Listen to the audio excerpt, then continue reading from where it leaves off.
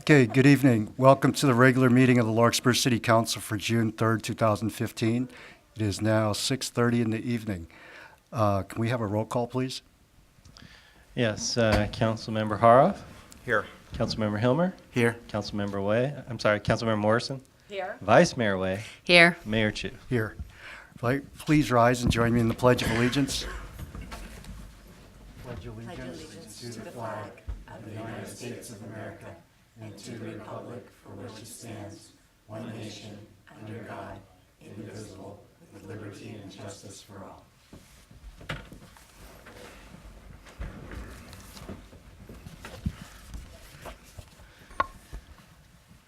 Okay, the first item on our agenda tonight is a resolution number 4315, and this is a proclamation from the City Council of the City of Larkspur honoring Fabrizio Martinelli upon his retirement from Ristorante Fabrizio. That's one of the nice things about being a small-town mayor is that you have these ceremonial duties that we get a chance to recognize individuals and businesses who have been in this community for literally decades. So I'm going to read this into the record. Whereas Fabrizio Martinelli immigrated from Lucca, Italy to San Francisco as a 19-year-old optimistic and very handsome young man in 1967. Whereas Fabrizio enrolled in school to learn English and attended 2 years of college while working full-time as a waiter at La Ginestra in Mill Valley and in the restaurant business in San Francisco North Beach neighborhood for 13 years. Whereas in 1981, Fabrizio was able to realize his long-term dream of owning his own restaurant by mortgaging his home in Sausalito to lease the restaurant at 455 Magnolia Avenue in Larkspur from St. Patrick's Church and opening Ristorante Fabrizio with his family. Whereas Ristorante Fabrizio was quickly embraced by the community for its northern Italian-style cuisine, and Fabrizio was able to pay off the loan within 3 years, surely making his mother, Anna, and his father, Ilio, very proud.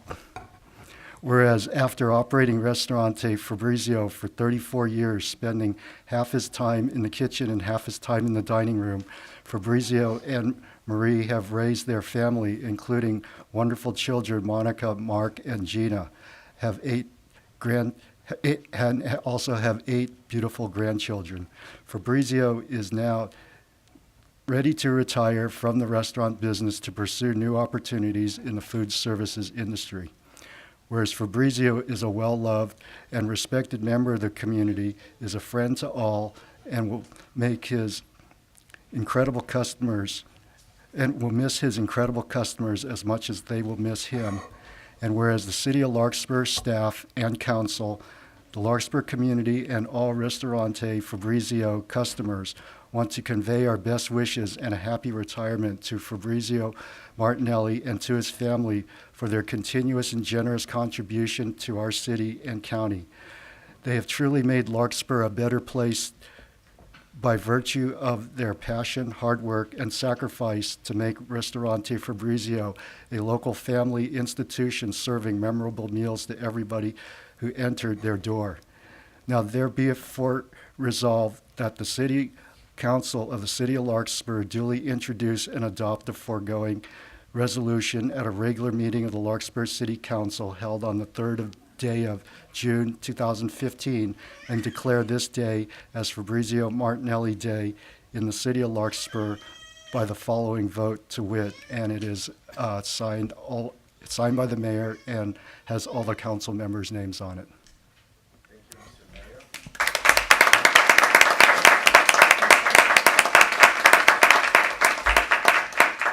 So we have resolution 4315 that I've just read into the record. Would anyone like to make a motion? So moved. I'll second it. Okay, so all in favor say aye. Aye. Oh, congratulations. Okay, so today is Fabrizio Martinelli Day in the City of Larkspur. Woo!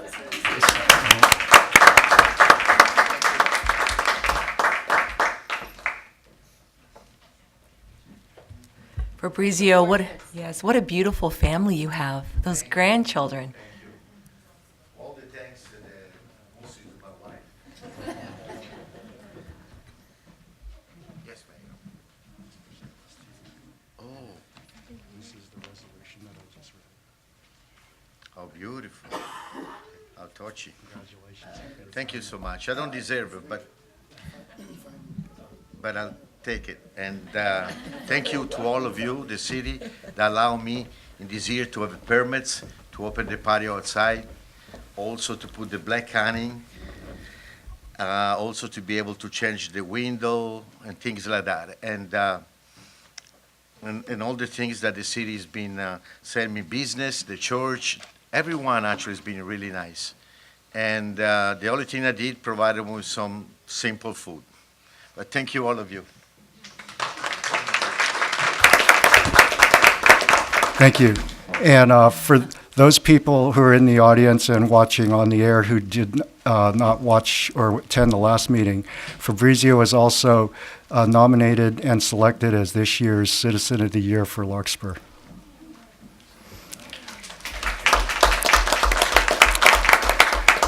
Okay. So thank you to Fabrizio and to Mark and Christine who attended tonight. You're certainly welcome to stay for other portions of our meeting tonight. Thank you so much. But happy retirement to you. Yes. Okay, the next item on our calendar, or on our agenda, is the approval of the consent calendar for this evening. Would any member of the council or member of the public like to remove any item for additional discussion or comments? Yes, Mr. Holmes? So I have one too. Okay. Mr. Mayor, I'd like to remove 3.5 for a few comments. Okay, Mr. Holmes? I request to remove 3.6 for a brief comment. Okay, so items 3.5, which I'll read a little bit later, and items 3.6 have been pulled for additional discussion. Items 3.1 to 3.4 and 3.7 through 3.9. Can I have a, I did have somebody ask about, they spotted some spelling and grammar errors in 3.2, the MOU. Those are administrative corrections that we'll make. If they're non-substantive, then we will take care of them. So I just wanted to put that in the record. Someone had asked me about that. okay. So can I have the motion for the other consent calendar items excluding 3.5 and 3.6, please? I'll make that motion. I'll second it. Motion, second. All in favor, say aye. Aye. Okay, we'll start with items 3.5, which is Resolution 3815, which is the acceptance of $36,000 plus possibly another $5,000, which are donations to the Larkspur Community Foundation for the improvements to Heatherwood Park. I would like to acknowledge and thank the Larkspur Community Foundation for allowing me to attend yesterday at your board meeting. It was an honor and privilege, and two of the board directors are here in our audience right now, Helen Heitkamp and Joan Lundstrom. They are an exceptional group of residents of Larkspur who have put together a really terrific opportunity within this town to help supplement the city's budget and projects with private funds and donations and real community input. And this is an example, their first big project, and I think there's going to be many more to come. So I would just like to publicly acknowledge how wonderful that this commitment is of this group. But I see Mayor Lundstrom raising her hand. If I could, Joan Lundstrom, 48 Francis Avenue, Larkspur. If I could just clarify, the Larkspur Community Foundation Act and an agreement with all the residents of Heather Gardens and Meadowood as fiscal agent. They did all the fundraising. We acted as fiscal agents so that anybody who wanted to donate a sizable donation could take a tax deduction. So that was so, and we are willing to act on that behalf for any other group who wants to collect funds for anything, that we can act as the fiscal agent.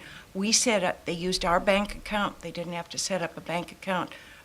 We acknowledge every donor who wishes to get a tax deduction to have a tax deduction. So we didn't raise the money. Thank you for Those clarifying that. neighborhoods really worked hard, and they raised almost $40,000. Thank you. Thank you for clarifying that. Okay, thank you. Would anyone else in the public like to comment on this item? Okay, seeing none, if council has no other comments or discussion, I'll take a motion on 3.5. I'd like to move to approve 3.5. Okay, I'll and second that. second, that's Resolution 3815. All in favor, say aye. Aye. Aye. Okay, thank you. Okay, the other item that was asked to be removed for additional discussion is item 3.6, which is Resolution 3915, and that's the designation of Measure A money for, Dolliver Park and Heatherwood Park.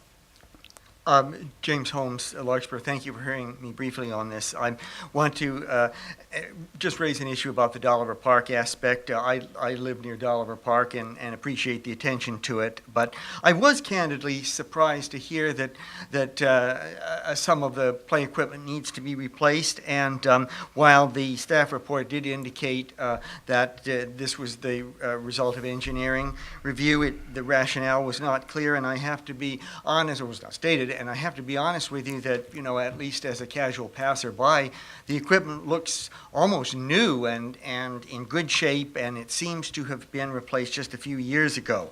And so I guess that even when it relates to one's own neighborhood, should be, or if the money's coming from elsewhere, one should be concerned about whether or not, A, the change is really needed, need to have as opposed to nice to have, and secondly, whether or not there may not be other needs elsewhere. And I guess in particular, I would hope that the city is not feeling itself pushed to this by, shall we say, certain persons, perhaps recent arrivals, who are very concerned that their children have the very best and latest of everything, even if something more modest might suffice. So I guess, I would just ask, if the city wants to go forward with this, I would just ask that what the city does is an authorization rather than a direction, and I would strongly suggest that there be another hard look at this to see if it's really necessary. And just if I could add one larger sort of policy issue, I hope we aren't in a situation with the best of intentions where we find ourselves, by providing play equipment, we're on some sort of a cycle where we have to upgrade it on the basis of some external concerns, almost like, you have to upgrade some sort of technical equipment, from computer equipment, from time to time. In any event, I just hope that it's absolutely necessary to do this, because when you walk through it, it looks fine. Thank you. Thank you. We have both our Public Works Director and our Recreation Director who would like to answer. I think it'd probably be easiest, Mayor Chief. We'd be happy to get Mr. Holmes a copy of the mini parks master plan. Park and Rec Commission, working with your staff, spent a lot of time going through every park and prioritizing needs with respect to equipment. And the selection of these parks is directly related to that plan, and we'd be happy to provide Mr. Holmes a copy. I believe it's up on the website, but we'll make it available to anybody who'd like to take a look at it. And it's pretty clear which pieces of equipment throughout the city need to be replaced. Okay, thank you. All right, so we have Resolution 3915 before us. The council has reviewed the mini park master plan on several recent occasions that came before the council. So, from our standpoint, I think we've already looked at the projects and feel comfortable with passage. So if anyone would like to make a motion on this particular item. I'll go ahead and make a motion to pass resolution number 3915. Okay, second. I'll second it. Okay, all in favor, say aye. Aye. Aye. Okay, thank you. Okay, that takes care of the consent calendar for tonight. Next item on the agenda is the city manager's oral report. We have City Manager Dan Swartz. Thank you, Mr. Mayor and council members. wanted to start with, I had a few public inquiries about seeing some of our crews out painting curbs red recently, and I just wanted to clarify that they are refreshing existing red paint areas, red curb areas. They're not adding new areas. I think sometimes folks are surprised because the red paint's faded quite a bit, and they don't realize always that they've been seeing red paint there all the time. But we haven't added any. We're not taking any parking away, just giving a refresh around town, and we do this from time to time.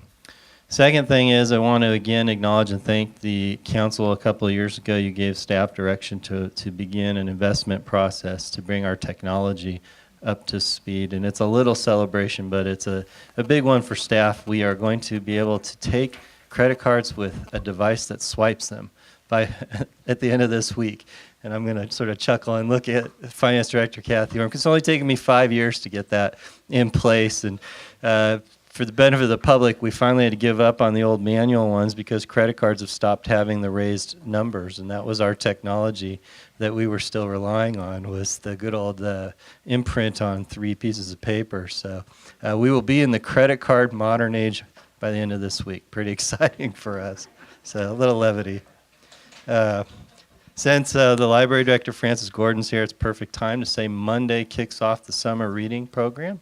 And we encourage all residents to come into the library and sign their children up. It's a wonderful program and opportunity for the kids to have some motivation beyond the sheer love of reading, but they get some rewards. And it gives them a chance at all ages to be introduced to how to use the library and find the books that they want to use. So Larky's Summer Reading Club starts Monday. Please go into the library and check it out. And then on a drier subject, so that, as you know, always interests me quite a bit in terms of money, 2 very interesting discussions going on statewide I want to make the council and the public aware of. One is the overall sales tax capacity that's going to be allowed in local jurisdictions. Last year was a record-breaking year for jurisdictions requesting that they be allowed to exceed the 2% above state margin. I understand now there's serious talks going on in Sacramento about whether we need to look at statewide, whether local jurisdictions can exceed that 2% margin. I think that's very timely, given here in Marin, we just talked about Measure a sales tax measure. We know that from the County Board of Supervisors, they're likely to allow a sales tax measure on the ballot in November with respect to preschool education. We know that our transportation agency is looking at possibly extending and increasing its sales tax, and that capacity is disappearing quickly. And as the council's heard me tell folks many times, and for the benefit of the public, during the Schwarzenegger administration, it was made really clear that sales tax was the one place local jurisdictions needed to go if they were going to find new revenue. So we're struggling with that, and it's an interesting state discussion to keep an eye on. The other one I will give sort of a compliment and then a backhanded concern of sorts is that the new era of pension interest on the part of the public has produced a CalPERS agency that's actually communicating reasonably well with its member agencies, getting chuckles from the finance folks in the front row. They're actually holding teleconferences and webinars to explain what they're thinking they might do, which is such a huge change from the past when we got to find out what they were going to do after they had decided they were going to do it. So that's my compliment. They're communicating with us.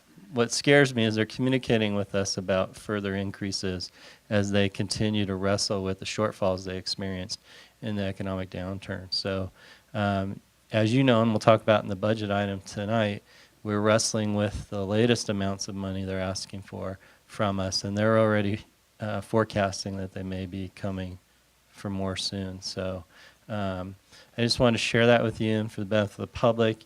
There's several great websites if you just put in California Pensions or CalPERS where you can find out what's going on and how you can track the discussions that are going on. Turn it back to you, Mr. Mayor and Councilmembers. Thank you. Hopefully they'll start giving you your reports 14 months rather than 14 months behind, right? Okay. Does anyone have any questions or comments for the city manager? Okay, seeing none, we can now move on to council member reports and comments. Who would like to start? Any? Yeah, no? All right, Catherine?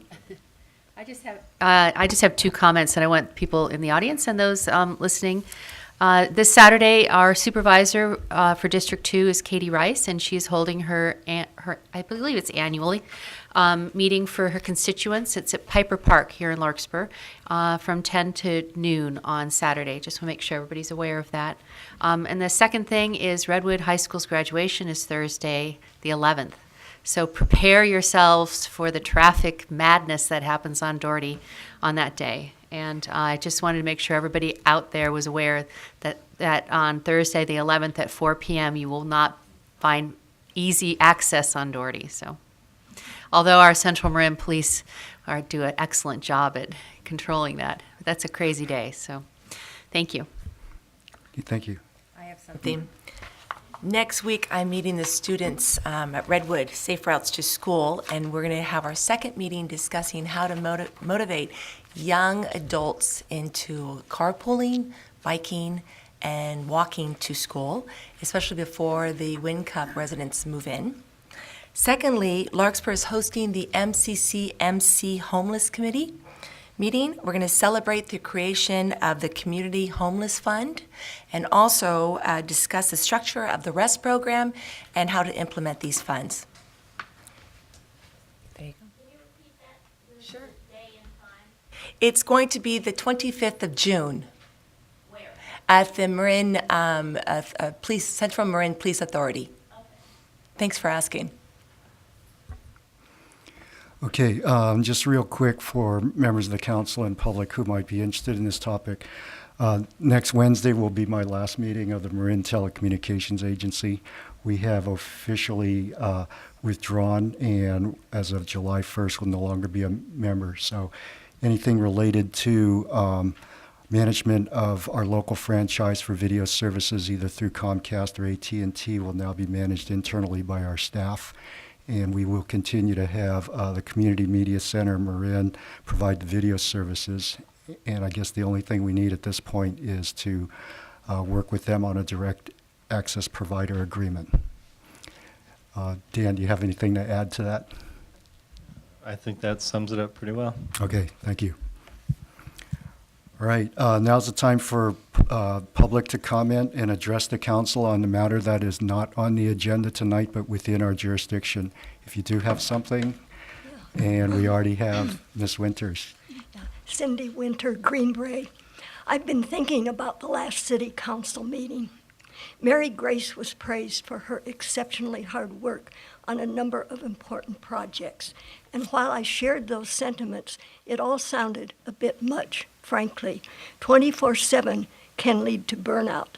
I'm wondering whether the city needs to do a better job of managing its budget for staff time and assignments. One reason Mary Grace works so hard, I know, is the time she spends on Larkspur's new bicycle and pedestrian 10-year master plan. But why is the city doing this when Alta Planning and Design could perform the very same work and TAM would pay for it? Alta is TAM's consultant for countywide bicycle and pedestrian planning. Alta employs some 60 experienced planners in 30 offices nationwide. 6 offices are in California. Josh Mello is Alta's senior associate who would be happy to work with Larkspur more extensively. He has a master's of city planning from Boston University. He has received awards from major multimodal transportation associations. He states that he has empathy for transit users and for drivers. He sounds sensible, and he is certainly experienced and qualified. I'll give you his resume. I think he could be trusted to do a good job. So let Josh take over. He will use Alta's well-tested techniques, including a special professional survey. In Corte Madera, it resulted in 67 ideas from major to minor, including safe routes to schools. Then Josh will present the city with a draft plan. Corte Maderas runs to 123 pages. The draft will contain useful general information and lists of bicycle and pedestrian projects. The city reviews the draft. The city may accept it in whole or in part or not at all, or may rearrange the priorities, whatever. TAM and ALTA are not enforcers. They are recommenders. So the city gets a well-qualified planner, useful ideas which are not mandatory, and TAM is paying for it. The expertise is free. So what here is not to like? Parenthetically, should the subject arise, San Rafael is not using ALTA, but their situation is night and day different from ours. Little Larkspur needs all the free help available. By using ALTA to the fullest, the city might assign Mary Grace to spend more time on the new library, which apparently has a really tight budget. But I think, personally, that she should be given a bit of time off. It would certainly be very well deserved. That's all. Okay, thank you. If you had something to give to either Dan or Mary Grace, yeah, you can leave it with them. Thank you. Okay. I feel like I have to comment. Oh, okay, that, go ahead. that Yeah, if we you'd like. keep giving Mary Grace time off. She just won't take it.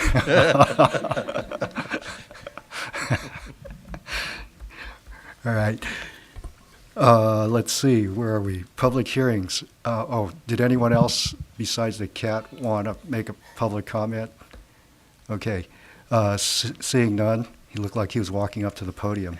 All right, seeing none, we have no public hearing items for tonight, so we'll start with our first business item, which is for our city manager to report out on the potential fiscal impacts of extending the community facility parcel schematic design process. I promised that there'd be almost no staff presentation tonight, Mr. Mayor, and I'm going to keep to that promise. You asked us to come back and identify the potential fiscal impact, long-term, of moving money forward, essentially, to fund a continuation of the schematic design plan for the community facility parcel. And so we've outlined for you what we think are potential impacts. And what I've tried to show you is that we're sort of speculating on various currently unfunded projects that we know will materialize on the horizon of 4 to 5 years, which is what we're really talking about drawing that money forward from, and giving you what our best guess is about how that would play out in terms of impact. That's about the best we can do is sort of that best guess speculation on our part. We feel we probably would be affecting some of our plans that we're going to be bringing to you later this year in the ADA transition plan update, most likely surrounding Piper Park. There's also some other improvements to facilities that could be affected. But of course, we'd have the time to try to cope with that and plan for where to find that money. With that, the May 20 presentation, which was very long, stands as our total staff presentation to you for this item this evening. And I should note there's some late mail on the dais, I believe, that you all received in the last day or two electronically. So we printed that out for you, and it's in the back as well for the public. Okay, thank you. Does anyone have any questions for city manager or staff on this? Okay. I just have a question, Dan, about the ADA, the option of the ADA transition plan, or maybe as one of those being a funding opportunity or site. Is that, do we face a deadline for any of those? Or are we in a plan that has certain goals to meet, but are met over a certain period of time, or do we have a deadline? It's a little of both. So Okay. what we're saying to you is we're identifying parts of that plan that we aren't up against a immediate deadline. Okay. A lot of times with ADA, it's building or working on a project triggers the requirement to bring certain elements of infrastructure up to ADA compliance. We are under some deadlines, as the council knows, to do ADA compliance on Magnolia Avenue, and that's currently the focus of our ADA program. Okay, thanks. Okay, I'm going to change it up a bit here before we take comments from the public. I'm going to have Councilmember Morrison would like to address the audience. Thank you, Larry. I'm going to go back to phase 1, which is called Larkspur and Recreation Committee. That was developed, we put together, we had 2 council members, myself and Councilmember Brad Marsh, and along with our city manager, Dan Schwartz, and 23 dedicated, committed Larkspur residents. We all came together with different ideas and different thoughts, and we spent 6 months putting together the master plan with a facilitator, and it was just an incredible, wonderful process. So I just want to begin saying thank you. Thank you very much. We understand your commitment to Larkspur. That's why we ran. We really admire your passion and commitment. We understand it. So with that, we did phase 1. We created this incredible master plan, which helped us get to phase 2. And it's just, it's been an interesting process, not perfect. We reached out to the public, we hired an architect, we listened, we rearranged, we had an advisory committee board, and now we have a design that some people like and a design that some people dislike. The council received from the LARC, some of the LARC committees that they're not pleased. And I'd like to quickly just read that to you about the design. Once again, it's just a building that's an exterior and an interior. And this is pretty much phase 2. This is the part that means the most. So the LARC committee wrote, some of the committee, they said the design of the building should reference the character and history of Larkspur, downtown and Niven site. Fantastic. Seek broader community inclusion and input. I agree. Retain more outdoor and natural parks. Great idea. Reduce the visual impact of the parking lot. That I'm not too sure of because it's 20,000 square feet and it's 3 spaces per square foot. Door-to drive view should be welcome and have an inviting entrance. Fabulous. Include more LARC members on the advisory committee. I agree.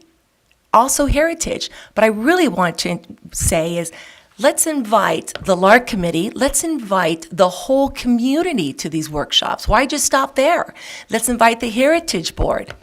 So let's make it a huge impact workshop and have 4, 5, 6, as many as we all think. But these thoughts are wonderful. We're here to create something that we all love and cherish.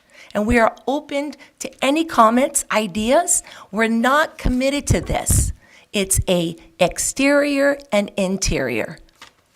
So with that, I also wouldn't mind, I think, Dan, we can talk about this later if the council agree, but maybe we can have these huge workshops and then ask 2 LARC members to come back to the advisory board, a heritage member to come back to the advisory board, just to make sure that we have it all understanding and make sure that we can go to the next step or the next workshop.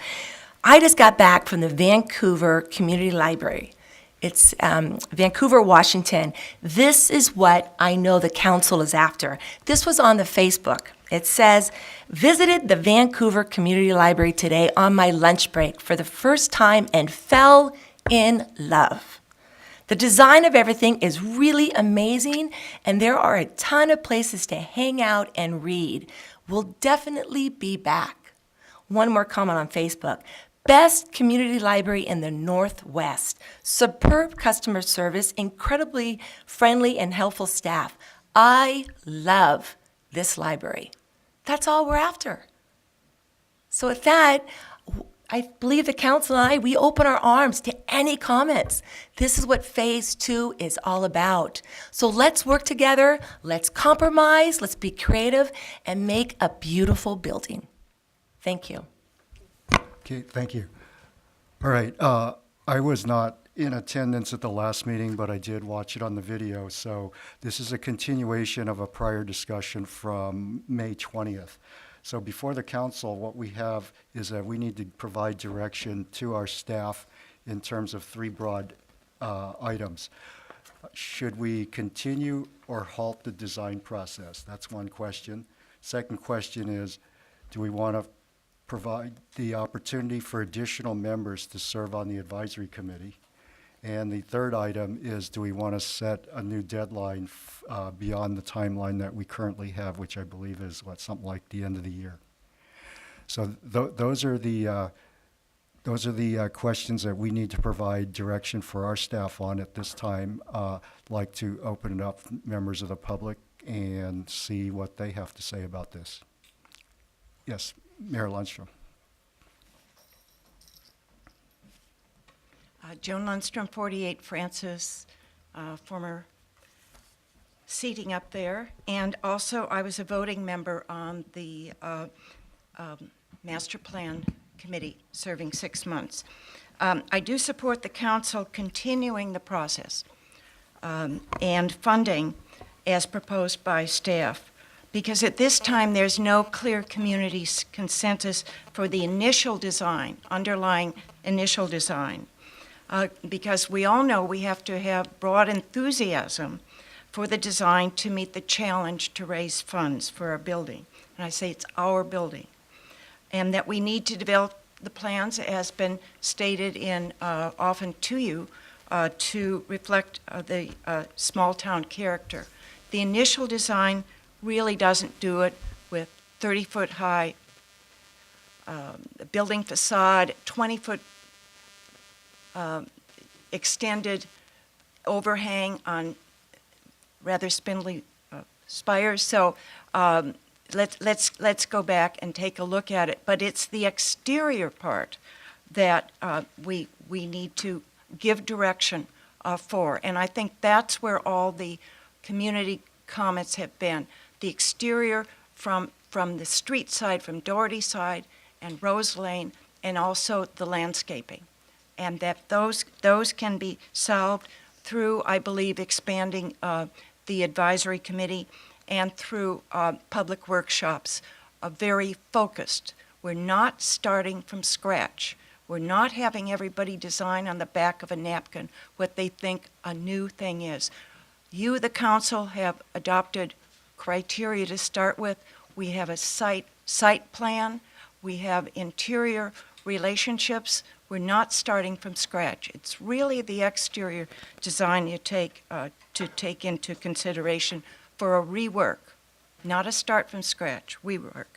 I personally envision this as a community center library, in which the recreation department has exercise programs, the fire department can teach CPR, the police department can talk about things like scams or break-ins, the library can have book talks, travel and art talks, and heritage can have revolving history displays. It's a community center / library to me, tremendous opportunity.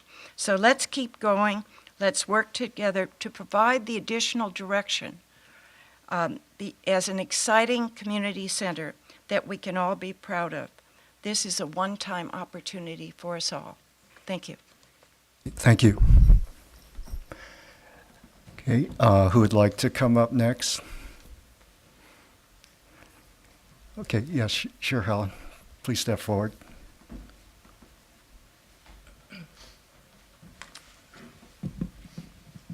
Helen Heitkamp, 70 Elm Avenue, Larkspur. And I'm glad to hear we're not committed to this plan. You've been very gracious in having many workshops. However, I think there's a tremendous frustration in the public in that the contractors, architects, have not responded in any way to the suggestions and the ideas that were presented. And so I think there's a sense of frustration in people that we're stuck, that it's like a fait accompli of what we're seeing. And so it's a relief to know that we're not committed. And I think it's very important. I agree, and rather than being like a broken record, the roof is one of the key problems with the building. And I've, from the first workshop, have proposed the idea of replicating a gable roof with glazing that would face the mountain, and you'd, get a double benefit. And so I think that's the main thing that I feel needs to go. There are a lot. Joan had made a good sort of listing. And so I think it's great if we can continue this and open up to the public, broaden the number of people. And I think by the same token, it's vital, because if we're going to have to get money for this project, the people have to support it. And if they say yuck, then they're not going to support it. So thank you. Okay, thank you. Okay, who would like to come up next? All right, Mary, hi. I'm Mary Clyde, and I live at 51 Walnut Avenue. Again, I'd like to thank you all for all your hard work on the Library and Community Center, and I'm truly looking forward to when it's built. But as I stated at the last City Council meeting, I think there's a lot of good work that has been done to date, and I'm excited for that good work to move forward into the next design phases. But tonight, I would really like to recommend that we not stop the process, but stop the design work with the architect, and I recommend that we, before moving forward, that we get a lot more broad community input and into the current design as it stands, and then also as what it potentially could be. I also think that same input should be about the landscaping, because I've heard a lot of concern about that as well, and I think they should be discussed together.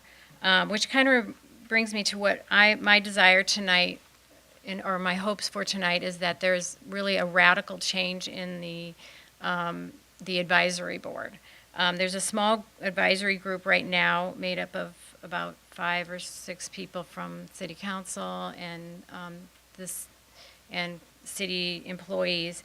And as was discussed earlier with Ann, that there was a LARC committee that created a significant document that was perfect jumping off point for moving into the design phase. And I think that a new advisory, I think there's enough frustration that a new advisory committee should be formed, and an invitation made out to the LARC committee, as well as the Historical Society, and maybe a few others that have been keeping up with the process. I think I would disagree with Ann's suggestion in bringing it into a huge group and inviting everyone, because, or inviting everybody into the advisory group, as I think that would, there's just so much work that we wouldn't want to repeat and create frustration. So I think I'm just really focusing and hoping that the advisory group will create, a new advisory group would create really honest and open dialogue where we could have brainstorming and critiquing and honest conversation, less formal presentation, just an atmosphere where we can all feel like we've been heard. And this happened quite a bit with the LARC committee, and in the end we all were voting together, and it was really a unanimous group in the end. So I think that was a very successful outcome, and I had every thought that would move forward into the design phase. As Ann is saying, it's phase 2.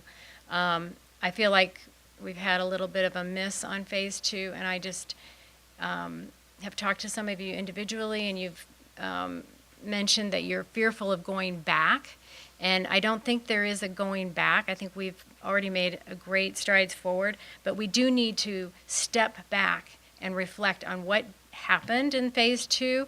Do we like it?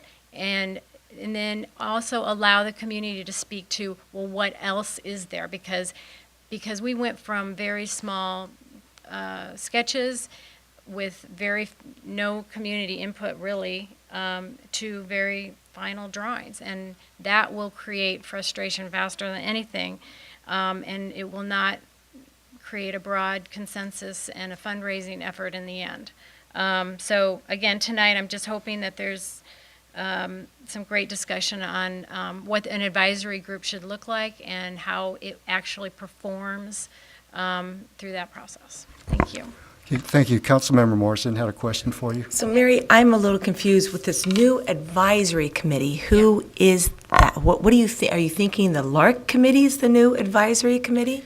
I'm not.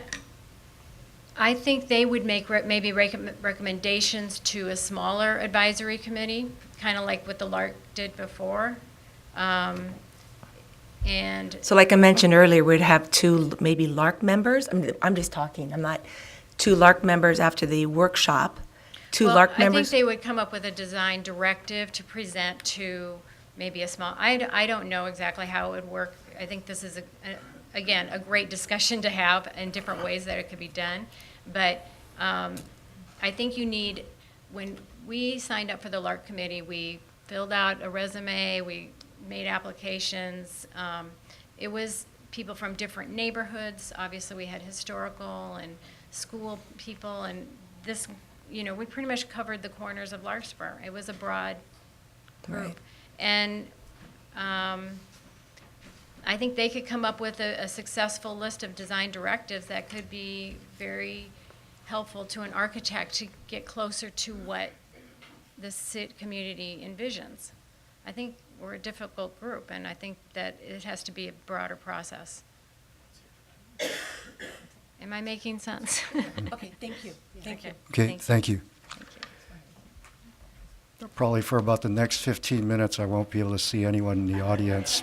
But if anybody would like to come up next, then yes, I see a hand up over here. James Holmes, Larkspur. I'd like to focus on the financial aspect and perhaps suggest a more streamlined approach. I appreciate the city manager's can-do approach to finding this very large amount of money, but I am chagrined as one of those who's expressed concerns about the design, about the amount of money that is thought to be necessary to change the design. And so my suggestion would be go forward with the process if it can be done more efficiently and cheaper. And I think it actually can be done, and I'll just offer a couple of suggestions toward that idea. This is, this design change is not an organ transplant. It's an internal operation. It's just a change of clothes. That's a little bit of an oversimplification, but you don't have to start. It's just a change of clothes. I think that should be the answer. So your first question is to ask your current architect, can you do a 180 on this? If their answer is no, or they're not enthusiastic about that, then we have to look elsewhere. If they say yes, then you know what my answer for a public process is? I'd point to the police station, and I would say, the central perimeter, and I said, make it look like that. Make it look as close as that as you can, and consistent with why. There's already been a public process there, and there were very smart people who came up with a design that they knew wouldn't really upset the public. The public process they had there was an election, so I would suggest that approach. If it won't work with the existing architect, and they can't do a change of clothes based on what's down the street, well, I suspect that maybe some of our local talented architects might be able to do that, and for a lot less, and maybe they don't need such fancy renderings that I know were expressed to create costs. But as I say, if you can do it in a more streamlined fashion, more efficient fashion, less costly, so you don't have to take a lot of money out, go forward. Otherwise, the fact of the matter is that this is not a need to have, it's a nice to have. So if we can't do it in a more streamlined fashion for a lot less money, then I suggest that perhaps we should put this on hold while we put the money aside, and maybe the library bond issue comes up again, or maybe affluent donors come forward. Thank you. Okay, thank you. Right, who would like to come up next? Yes. Aye. Janine Smith. I'm at 120 William Avenue with my husband Wade, and we have two daughters. They're junior and senior in high school. So I wanted to come and tell you what I love about this plan. I know I'm a lone voice here, so far anyway. I really love the outdoor rooms. I think the connection between the library, the main library, and the children's library and the outdoors is brilliant. I love the floor-to-ceiling glass walls and the big doors. I think it'll really draw people in and out. I think that having a place where the kids can read that's separate from the play area, which is going to be at the plaza, and in the courtyard where they can actually go to read with their parents, is brilliant. I think it makes it a little separate and a little more quiet, a place for contemplation and reading. I love the group study rooms. There's at least 4, I think, that I could count. I mean, I didn't have anyone review the plan with me, but just reading it myself, I'm not an architect, but it looks like there's at least 4 group study rooms that are separatable from the common spaces. I think that you will be surprised at how popular those will be, and you'll actually need to reserve them.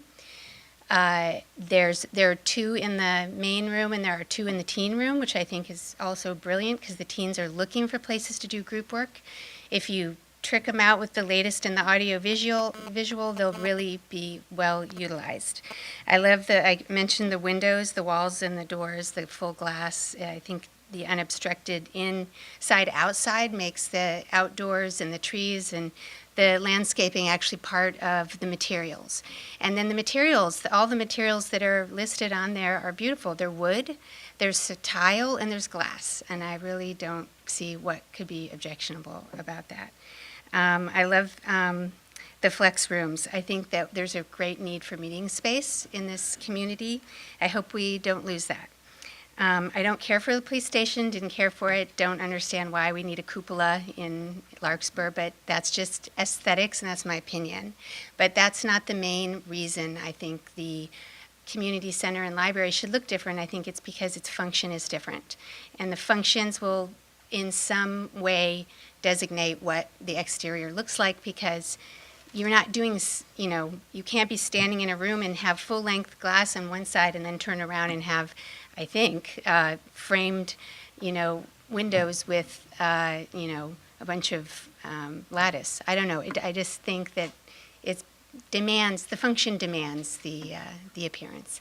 And I don't know. I think, again, on the topic of the function, I think just like a hospital, you want it to look modern and innovative. This is also a place where people go that's about information and sharing and gathering skills and information and sharing them, and it should reflect that concept. Thank you. Thank you. All right, who would like to come up next?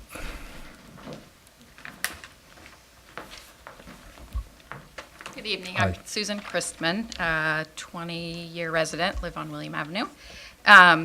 Just want to thank Ann for having read the letter that came from 11 of us, LARC members.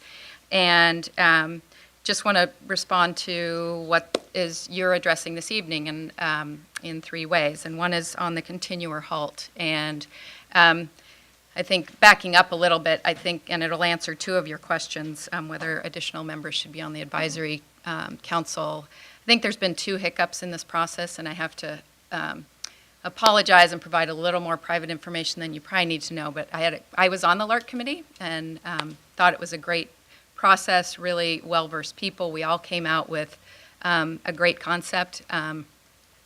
I had a concussion and was out of it from January till March, so was not able to come to the public meetings that happened. And when I did finally have come out of my situation, was quite surprised to see where the direction had headed with this project from when we left our LARC meeting last. So 2 hiccups being, one, that more LARC members were not brought on to the advisory board group, and I don't say all of us should have to be on it, but we're well versed. It's not going to go backwards. These are people who you're not going to have to reinvent the wheel with. In fact, we're going to bring back the ideas that weren't acknowledged in the new design, like the teen room. We had Redwood kids come here to our meeting saying, don't call it a teen room. So that's just an example of some things that the LARC members can bring that I think would really benefit the process moving forward. The other I see just personally is the architects themselves who were hired and looking at their webpage of what their designs are and whether or not they can move off their, their brand of what they build, because I think what has come forward, and this is just me personally, not any LARC members speaking, that we just hope that I appreciate they design in a very unique way, but I'm concerned that they won't be able to kind of move in a direction that might be more amenable to a greater number of people. So this, I'll conclude with, I think you need to extend the timeline to include more LARC members and maybe reassess whether these architects are the ones who can bring us all together with one project. Thank you. Thank you. Who would like to come up next? Okay, please step forward. I'm Wade Smith. Janine's my better half. We've had an opportunity to look at this project as it's going on. I guess just as a practical suggestion, I think the momentum here seems to be in the direction of let's look at the plan and move forward. And I completely agree of don't throw out old ideas. The way I work is have a rough draft. And what you have there is on paper, it's in 2-dimension. A 3D model of it would be really helpful. We could all hold it up and look at it. I can't see those plans and see it in the space. And the 3D rendering of that, the software is not expensive. The architect can do that. I think it's a way to actually then frame the discussion and then bring it back to the individuals who spent so much time in planning this. Janine and I both really like the plans as they are. That's our opinion. But I do think it helps the discussion a great deal if you can actually hold it, look at it, walk around in it with your mind. And that may actually be a way to efficiently move to the next step. Okay, thank you. Okay, who's next?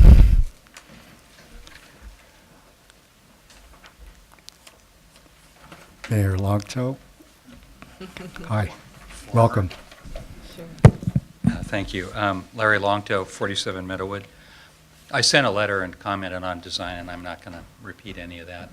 I have a few thoughts about the process going forward. I think the goal, it seems to me, of whatever you do would be to give enough advance time, however you do it, whether by public paper notices or preferably on the website, so that people have enough time to arrange to be able to be there. I know that when this began in January, first time I think it was January 29th, and I was out of town, and then the next meeting was on February 17th, and I thought that was really tight. I went to the second meeting. I didn't go to the first one. And I think there just needs to be more advance notice of those meetings so people can actually come to them. The other thing a couple of other things about what happened. One was that at the meeting, there was a postcard that was sent out in the beginning, and I think you need to do some sort of noticing to help get these meetings set up. Let's see. I also had a concern because I went to the website on a number of occasions trying to figure out what was going to happen next, and I could not figure it out by going to the design, for the Larkspur Library and Community Center. If you hit that tab, they continually had the dates, the 29th and the 17th of February, and no future dates at all. I talked to some of you about that, and then that was going to be corrected, and I'm not sure it really has. And I think you really need to assign somebody to be on top of this to make sure that those notices get out there. I think you ought to plan this far enough into the future so that the summer and summer vacations don't interfere with participation on the part of the public coming to these things. I do have a sort of a strong feeling about how the meetings are conducted. I went to the meeting on the 17th, and I think it was all done in a very friendly fashion to get maximum participation by having the architects to divide 50 or 60 people into two groups. And so one group talked about one thing, one aspect of the project, may have been the exterior landscaping, and the other discussed the interior of the proposed building. And then the architects took these notes and put them on Post-its and put them on a wall. And I don't think that's a very effective way for the public really to be able to participate, because if you're in one group, you don't know what someone is saying in the other. And the advantage of this kind of a dialogue, I'm not saying it's the only one, but at some point there has to be a dialogue like this so I can hear other people and can comment on what they're saying. And you can control the speakers too, so that if some of them take too much time, you can use the rule that you typically do to prevent that. That happened in one of the groups I was in. There was one person that absolutely dominated the conversation for about 15 minutes, and we had like 20 minutes. Well, if you want public participation, you're going to have to manage that in a way that really allows other people who are being deferential to the person that's got the floor to be able to come forward and say what they'd like to say too. Survey Monkey. There's been talk about doing that. I think it's great. I've used it myself. I'm not a techie person. I had someone else help me in a social setting doing it. But when I came to the meeting on the 17th, I said, well, can you give me the where to find the Survey Monkey that you've set up? And the answer was, it's been taken down. I mean, I couldn't believe it. You know, before the second meeting had been concluded, there was no way for anyone that came to the second meeting to go online and participate in the survey that you got 400 responses to. So that sort of thing needs to be taken care of. A lot of people have talked about the LARC committee, and I think that's great. I think there are a lot of people from both the library side and the community center side that came together in that, and you selected them. And I think you need, whether it's the same size or a smaller size, you need to make sure that, you know, it's properly constituted to have the right set of balance that you created once before. Whether it's the whole committee or a smaller committee, I don't know. I leave that to you. And you may want to actually bring in other interest groups that are in favor of the community center or in favor of the library that weren't on the LARC committee to participate. I did not. I was not on that committee. The Library Foundation had an advisory role because, long story, but it was kind of a mistake, but that's what happened. And I have one other thought. When Kathy Page did the space needs assessment that the foundation paid for the library, we kept asking her about what the next steps were. Obviously, the focus was a library, not a library community center. And she said, well, the next phase is to have the community meet and decide what programs they want to see in a library or community center. And I said, well, do you do that? She said, no, I don't. There are library facilitators that do that.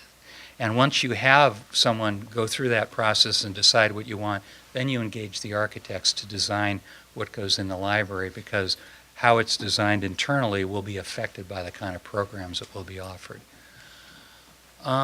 I don't know what you do with a library and community center, because that wasn't the question that we were involved in 2010. The addition of the center came later. I've heard, I could be wrong, that that the library consultant at the present time is somehow affiliated with the architectural firm. And I have a suggestion, it's only a suggestion, and that is that maybe you want to get an independent facilitator to begin these discussions, and presumably that would be a lot less expensive than paying 2 or 3 architects to come, no offense to Dan, but to come to every meeting. It might be less expensive to have someone that does this kind of facilitation for libraries and community centers, which are becoming more common. And I think it might be less costly than having the architects kind of run through the whole thing again. So anyway, I know you're in a tough spot. I know you're trying hard, and we're all anxious to have a library and a community center. But, you know, you're going to do something that's going to last a long time, so I applaud you for taking a pause and looking at it and deciding where you go from here. Thank you. Okay, thank you. Yes, Sandy.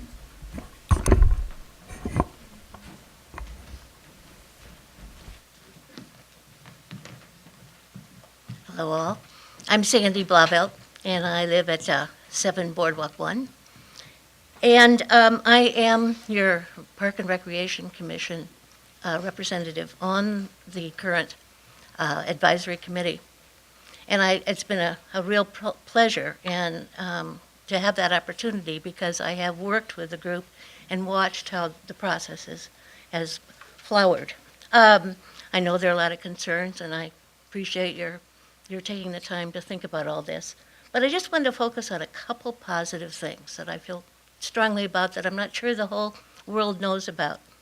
First of all, you have a remarkable staff. I know you know that. But Mary Grace maybe will take a vacation in heaven. But Francis Gordon and Chick Whitley have spent, and I know, hours upon hours, countless hours, going over together what they felt the program should be for this space, the interior spaces, Ann pointed out. And they work together because they want flexible space that they can both use. They want to have all the interior space used at all times, so they have been remarkable in that. And they worked with a specialist who knows how to translate their programs and ideas into square footage. And I think that's a piece that seems to have not been heard by everybody, but I think it's extremely important. And they're just miraculous in terms of staff. I mean, they're real pros, these two. I want to say that because I think in this interior space, well, there's another thing I think pretty strongly about that also comprises there's a lot of flexibility in what they've done, but also in flexibility there has been a great emphasis on the diversity of our community in terms of ages, in terms of size of groups getting together. There are nooks and crannies for a couple people to get together. There are medium-sized meeting areas, and then there's the larger spaces. So it's extremely well thought out, as I see it. I think the interior space is truly a matter of form following function. And I could go on about how I think the air and the heat and the light and all of that is also important, but that's not my area of expertise. I don't even want to jump into it. But so I feel very strongly about that, and I also feel very strongly about the exterior. As this woman back here pointed out, I think it's quite brilliant because you can go from the outside and stay outside. You can go from the inside and come out. The children have their areas. Teens can get together and not be identified as teens and work together on homework or whatever. Parents can wait for their kids who may be having a class. And I think and there are tables and sitting areas throughout which accommodate those kinds of needs. And this piece I think is particularly brilliant is the interior courtyard, which is a cut-in. I would hope that would stay in some way because it takes in the understanding that there's a big wind coming from the west in the afternoons, and that is a very nicely protected area. So those are my positives on the interior and the exterior. I do think you've got a phenomenal staff. And, I've lived here for 40-some years. And this piece of land, it would just be lovely to have something on it at last. It's just been through so much havoc and waiting and lying there. And I feel it would be lovely to move ahead. I think there are a lot of people in this community, especially the younger people, who see this, at least I've heard, see this as an exciting building, even as it is. So there's my thought. I know the difficulties you have in dealing with this, and perhaps taking a little time is the way to go, but I wanted you to know the positives of what's been going on. Thank you. Thank you. All right, who would like to come up and address the council next? Okay, Sally Ann.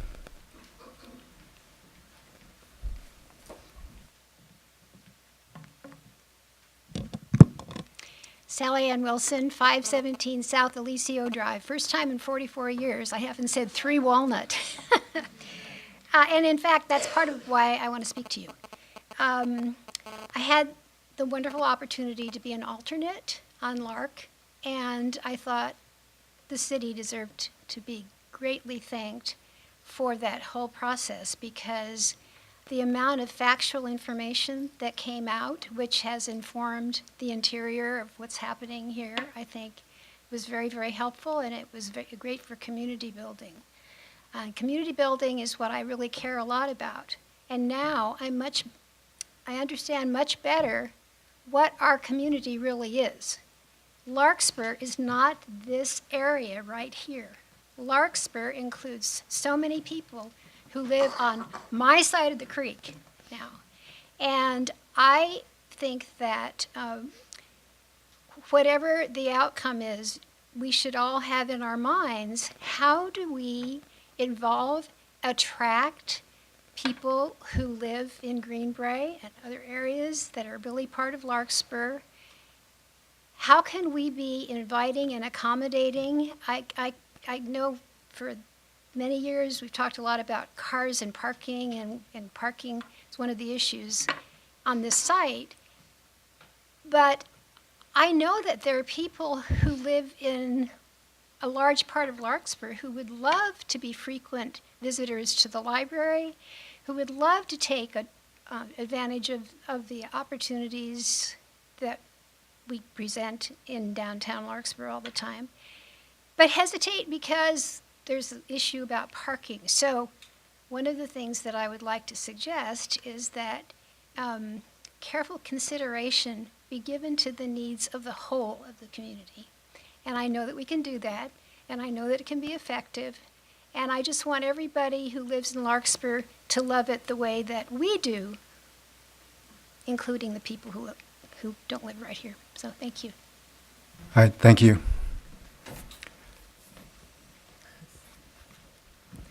Cindy Winter, 826 South Alicio, Greenbrae. I cannot resist to put in a plug here for the Piper Park Bridge. Thank you. Okay. All right, who would like to come up and address the council next?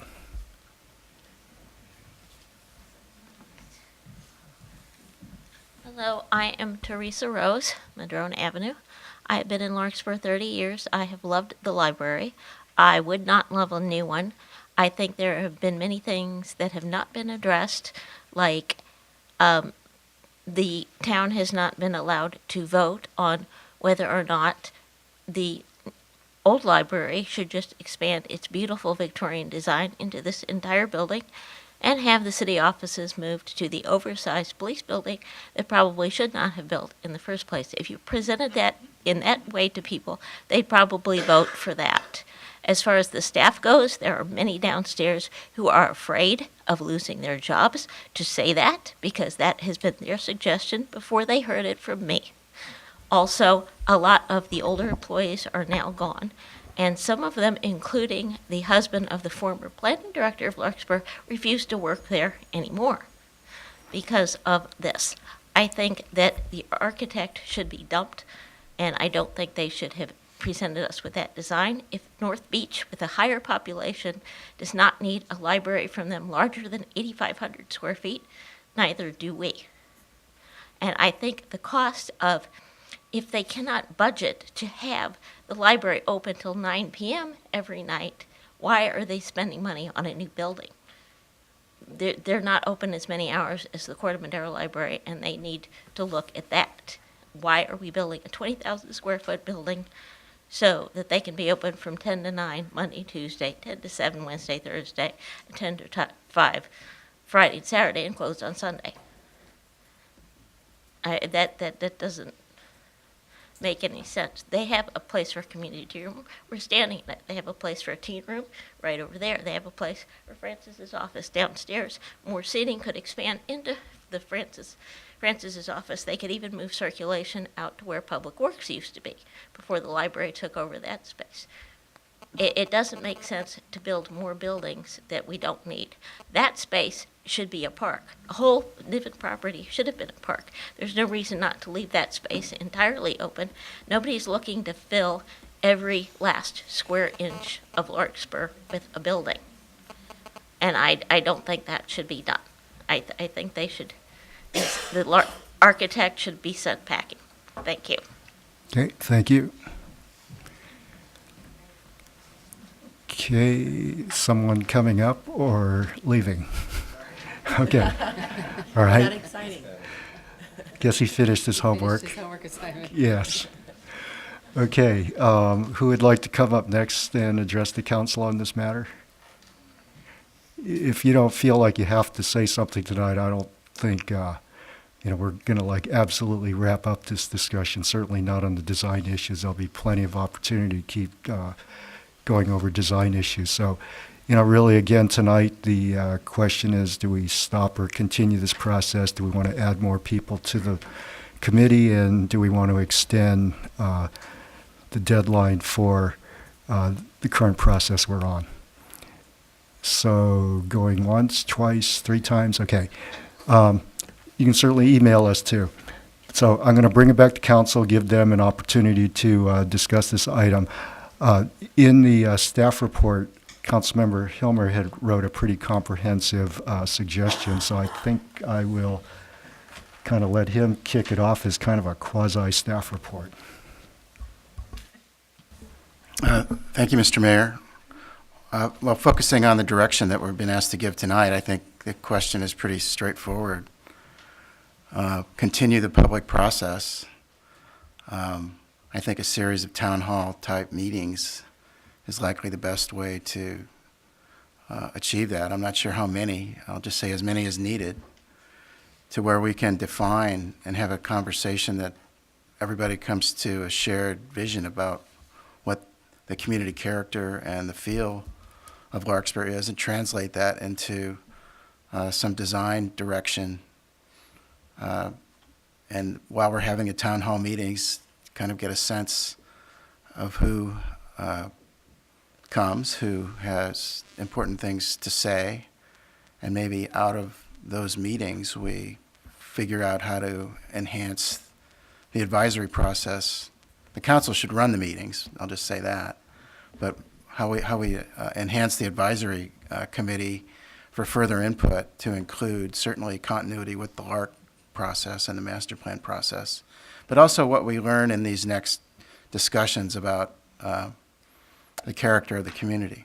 Our general plan has never really integrated that as a policy. So I wrote a memo that was attached to the staff report. It's online. I encourage everybody to read it, where I ask questions about what defines Larkspur's character, our sense of place, the spirit, and deep meaning that should underlie this new building design. So I think that's an interesting conversation that really has yet to take place in a context like this where we're talking about a new public facility. So it's a really interesting environment in which we can discuss important things relative to this project. And I think it'll make the project better.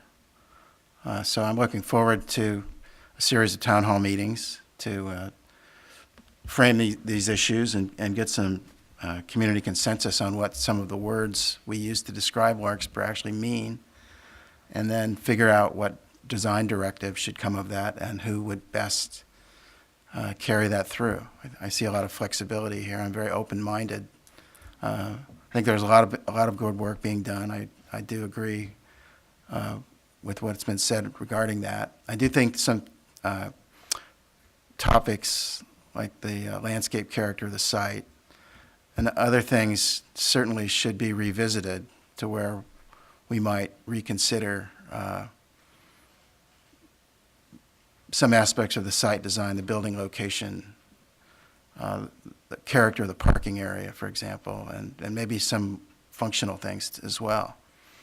So I look forward to a broad continuation of the process, and look forward to taking part, just speaking for myself, taking a pretty active role in that. Thank you, Mr. Mayor. Thank you. Vice Mayor Way? Yeah, Dan, on your On your comments, I just want to ask you a couple questions, Sure. if that's all right. How, some people have brought up, and some letters have, a need to put the LMS on hold and engage in some public processes that are run by, let's say, us, as you suggested, or staff. I think having a facilitator, if it's feasible, somebody who specializes in these sorts of things. I have 30 years' experience doing community design work. I don't think I should be the facilitator, but I can certainly understand the need for somebody who can translate the conversations we're about to have, because they are quite different than talking about the building program or advocating for a particular approach to the design. I think there's listening needs to take place. I think LMS should be in the room to listen. I think that would be helpful to them, and I don't think that that's going to ruin their day to do that. I think they understand clearly that the translation to a building envelope and materials and roof forms, window size and location and massing of the building has not generated a broad consensus. And I think we need to revisit a lot about what the scale and character of this building should be like in relationship to its surroundings. I think a lesson was learned at the April 30th meeting, and I'd like to see the future meetings take on more of that sort of character, where some honest conversation is taking place and people are listening. And I heard a lot of very good suggestions and ideas come out of that, so I'd like to do our best to keep that sort of feeling going for the meetings. But I think we're looking for a continuity of our community character, not something that would be at odds or disruptive to it. So I think that direction is somewhat of a 180 to what, as Mr. Holmes cited. And I don't think that's a scary thing to do or tell the architects that we need to do that. I think they're perfectly capable of doing it. I know from much of their work in sensitive heritage contexts, like the work they did at Cavallo Point and the Discovery Museum, I think they're very good examples of this particular firm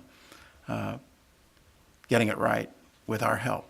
But I think we need to give them better direction and a better description of what we expect, not just sit back and wait and react to what is brought to us. I think that's true of any design team, is the project's as good as the client and the architect together. So I'm looking forward to this next step. I think Mr. Holmes has it right. I think there's a way to do this efficiently. The outcome may not look like the police station, but I think the outcome will look like Larkspur and be reflective of the history of the community and the site. And I think that, as I've always said, this building needs to tell our story. And I see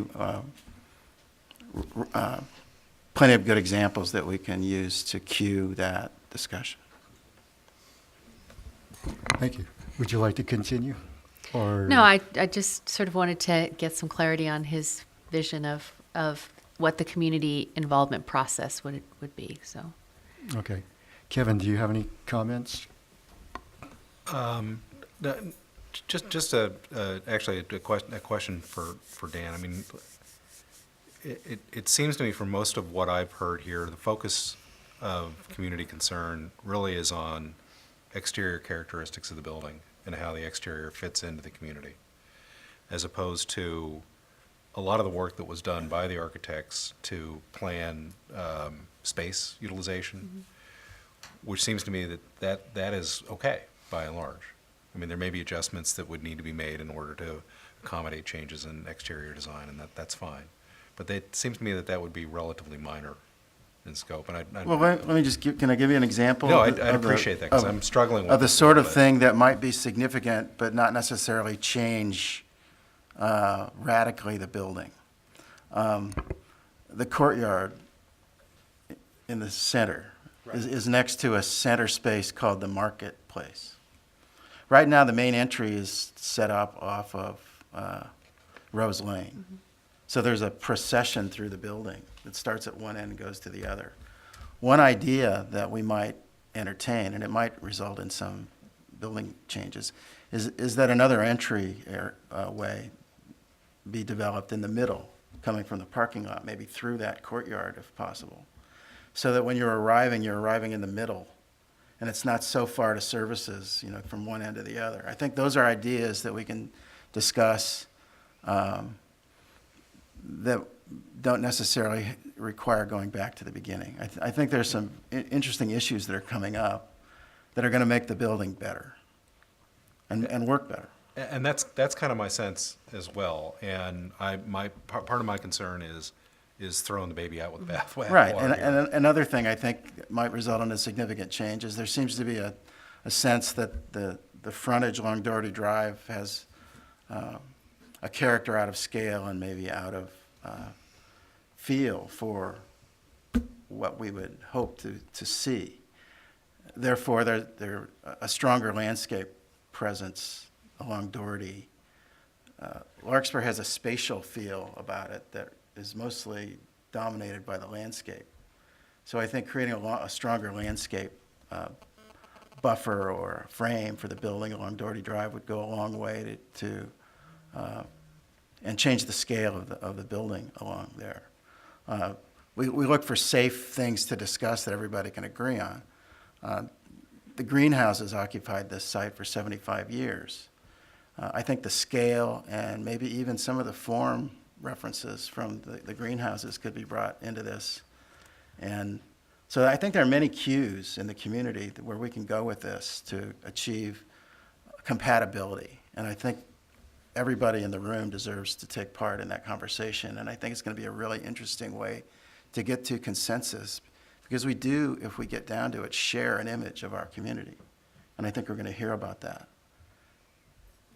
And I agree with all those things. And I don't want to use the analogy again, but throwing the baby out with the bathwater. Yeah, I think there's a logical way for I think this to go. there are ways that we can do this and preserve a lot of the work that has been done. I do think it's important that we respond to what we've heard from the community about particularly exterior architectural considerations and making sure that this is not only something that fits into the character of our community, but something that we can fund. And I'm very concerned about a process that leads us in a direction that compromises our ability to actually build this after we have a design.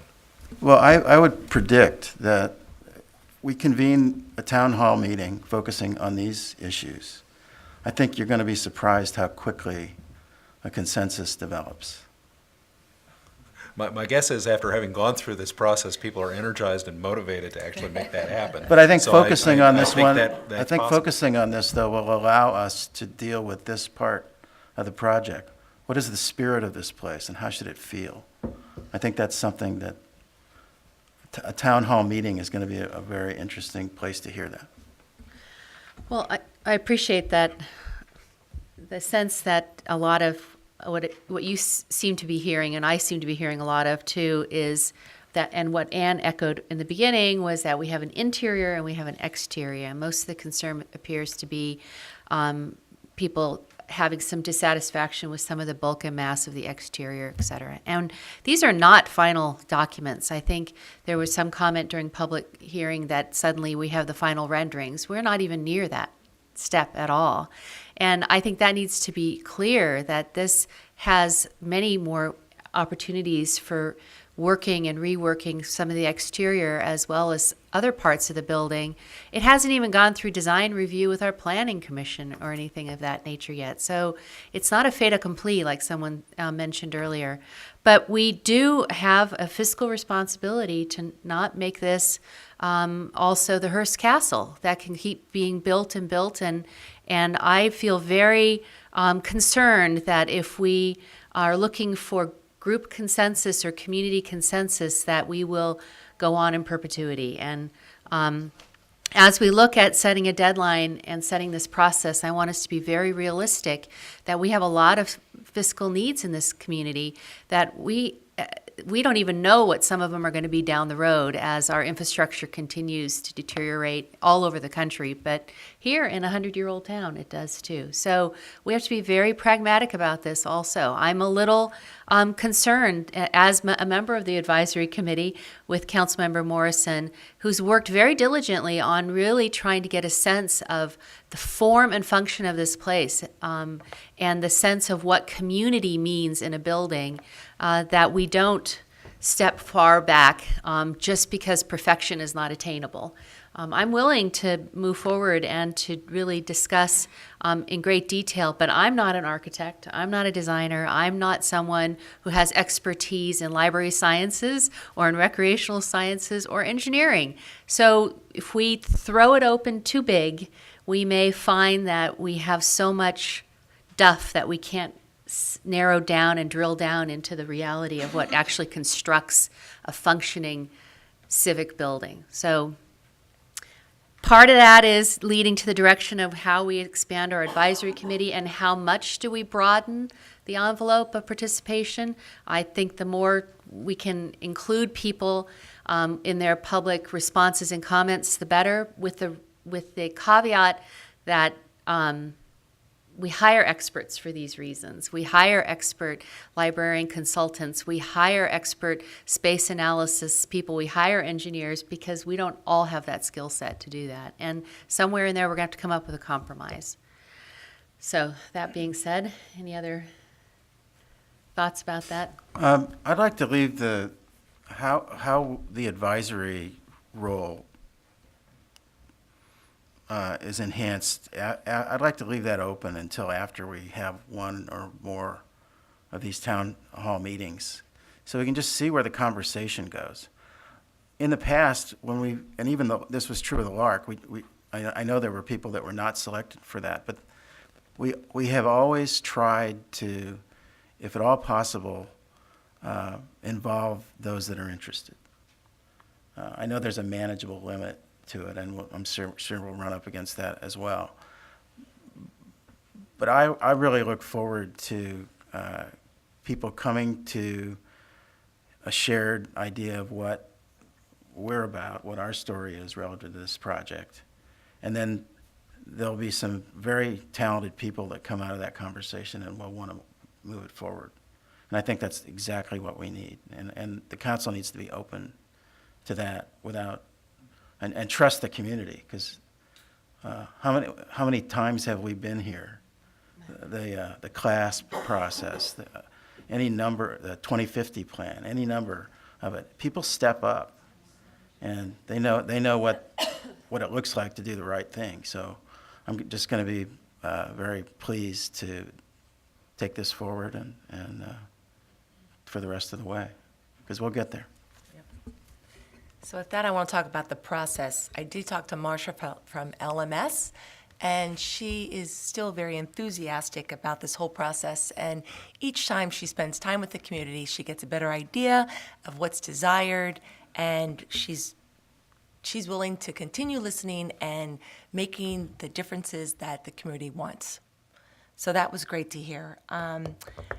I think the town hall meetings are very important. I'm going to second that. I do not want to throw this interior away. I think it's important to continue looking at this and making the changes that the community wants. I also agree with a lot of the suggestions that were mentioned tonight. One is reaching out to the public. We do need to do another, I would recommend a postcard and put out the date so people know about it, so the turnout can be much better than it has been in the past. I think the website, I agree, the website needs to be continually updated and informative. So with that, I just want to keep going. I think the 3D dimension would be interesting, and having the design in a human scale. I think it's important to continue with that process and having better understanding. So this is the size of the tree. So this is how the room is the size of the room, what fits into the room. It's very important to be able to visually see it. So I really want to focus on that. And with that, I'm just excited to continue going.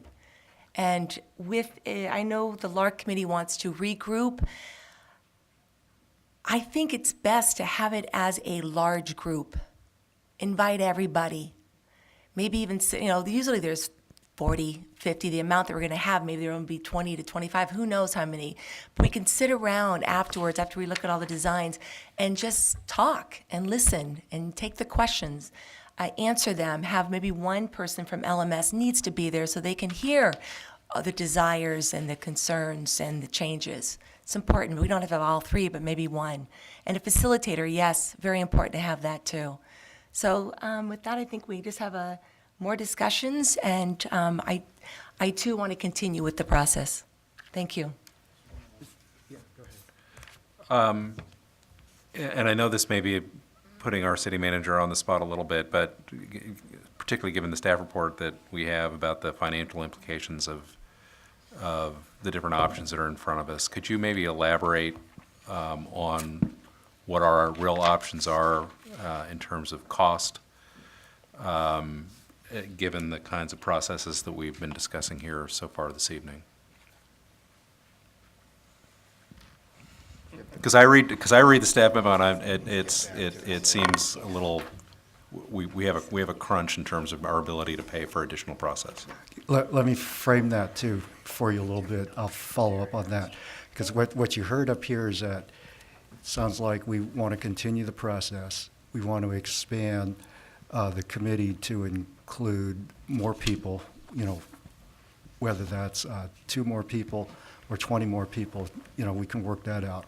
But with all that, and knowing that we're coming up with summer, we're probably not going to realistically be able to get any real participation until, at least until school starts, would be my guess. So you're looking at a minimum of a 3-month delay.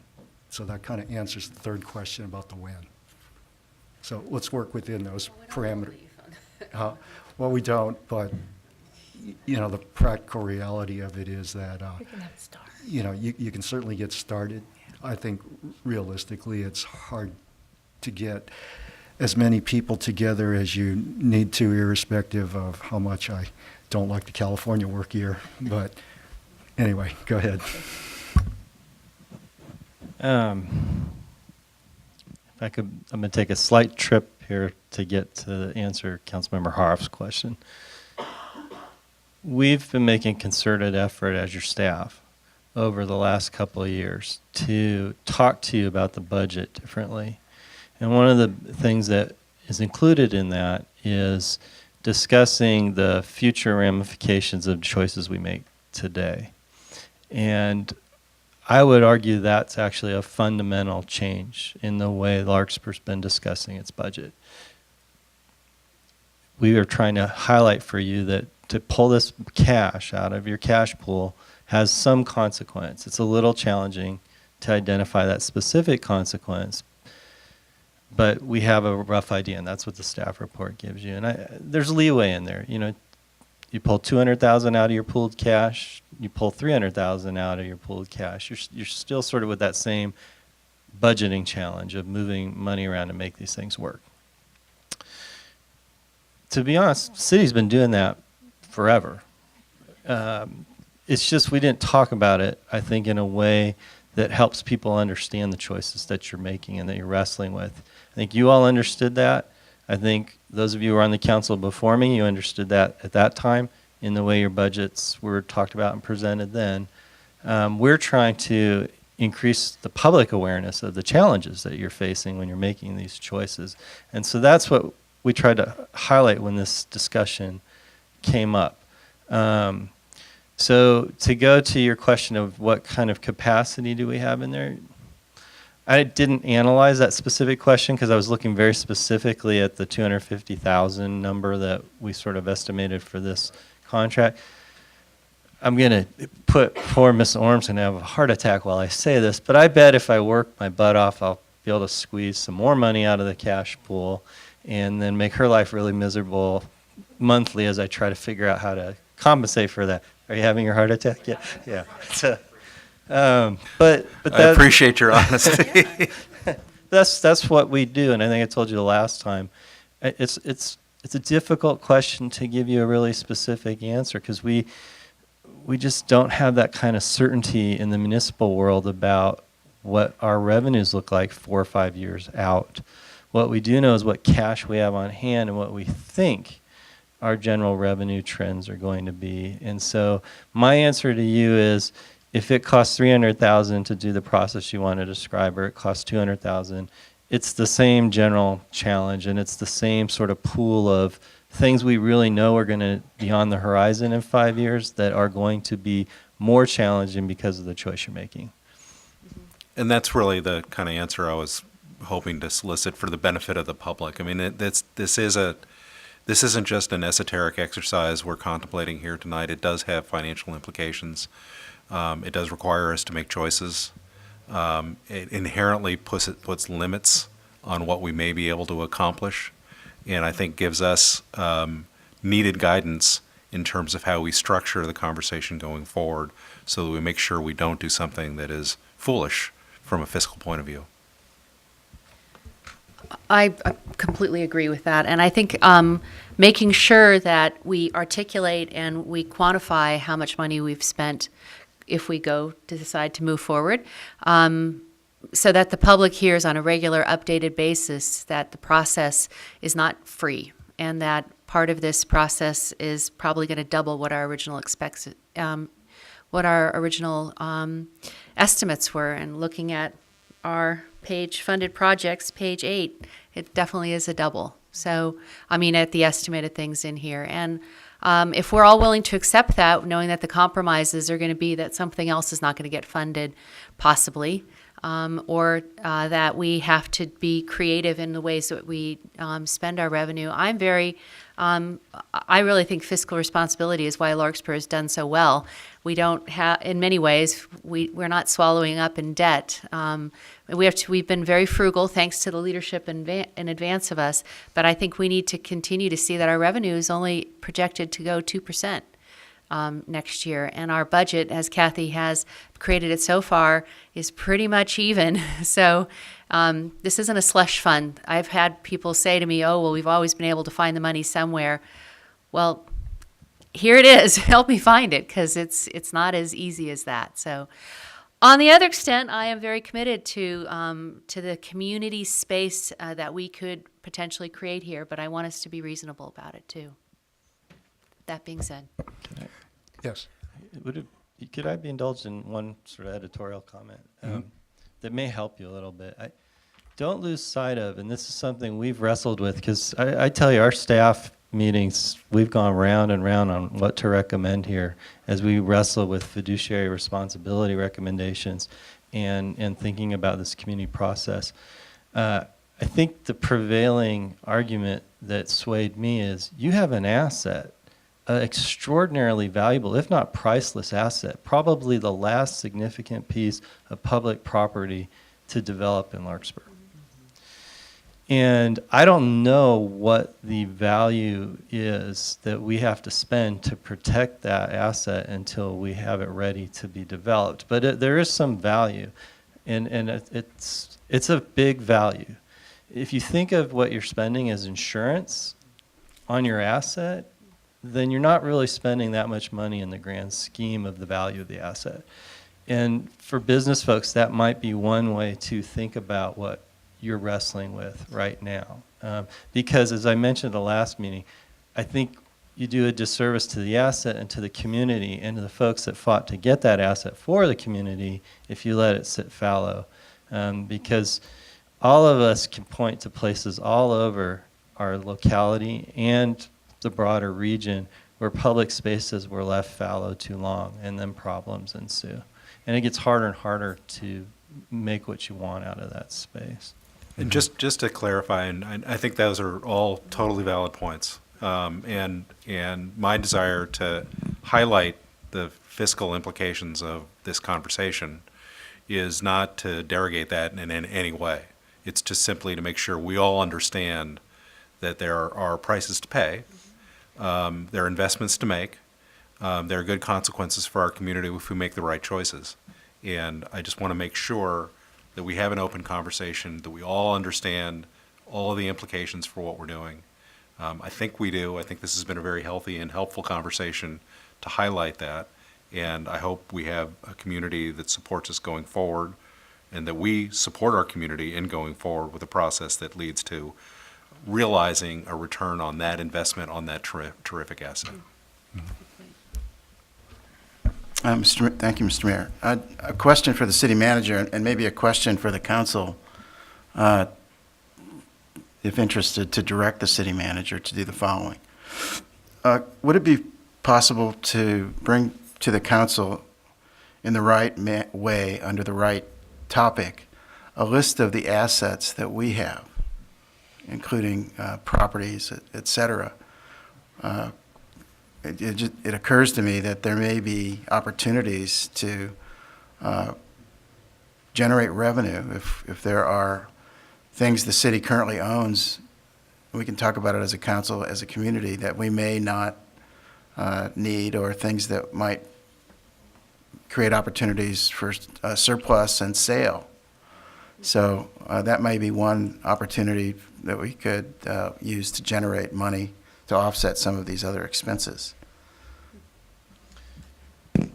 It would not be a burden for the staff to give you a report on all the assets that you own around town. We could compile that rather quickly, and I think have we could take you through a pretty thorough explanation of what they all are. And for the benefit of the public who's wondering, I mean, it runs the gamut from the building you're sitting in to streets that really only exist on paper, and all sorts of properties in between. But we could easily produce that in a report as soon as you'd want it.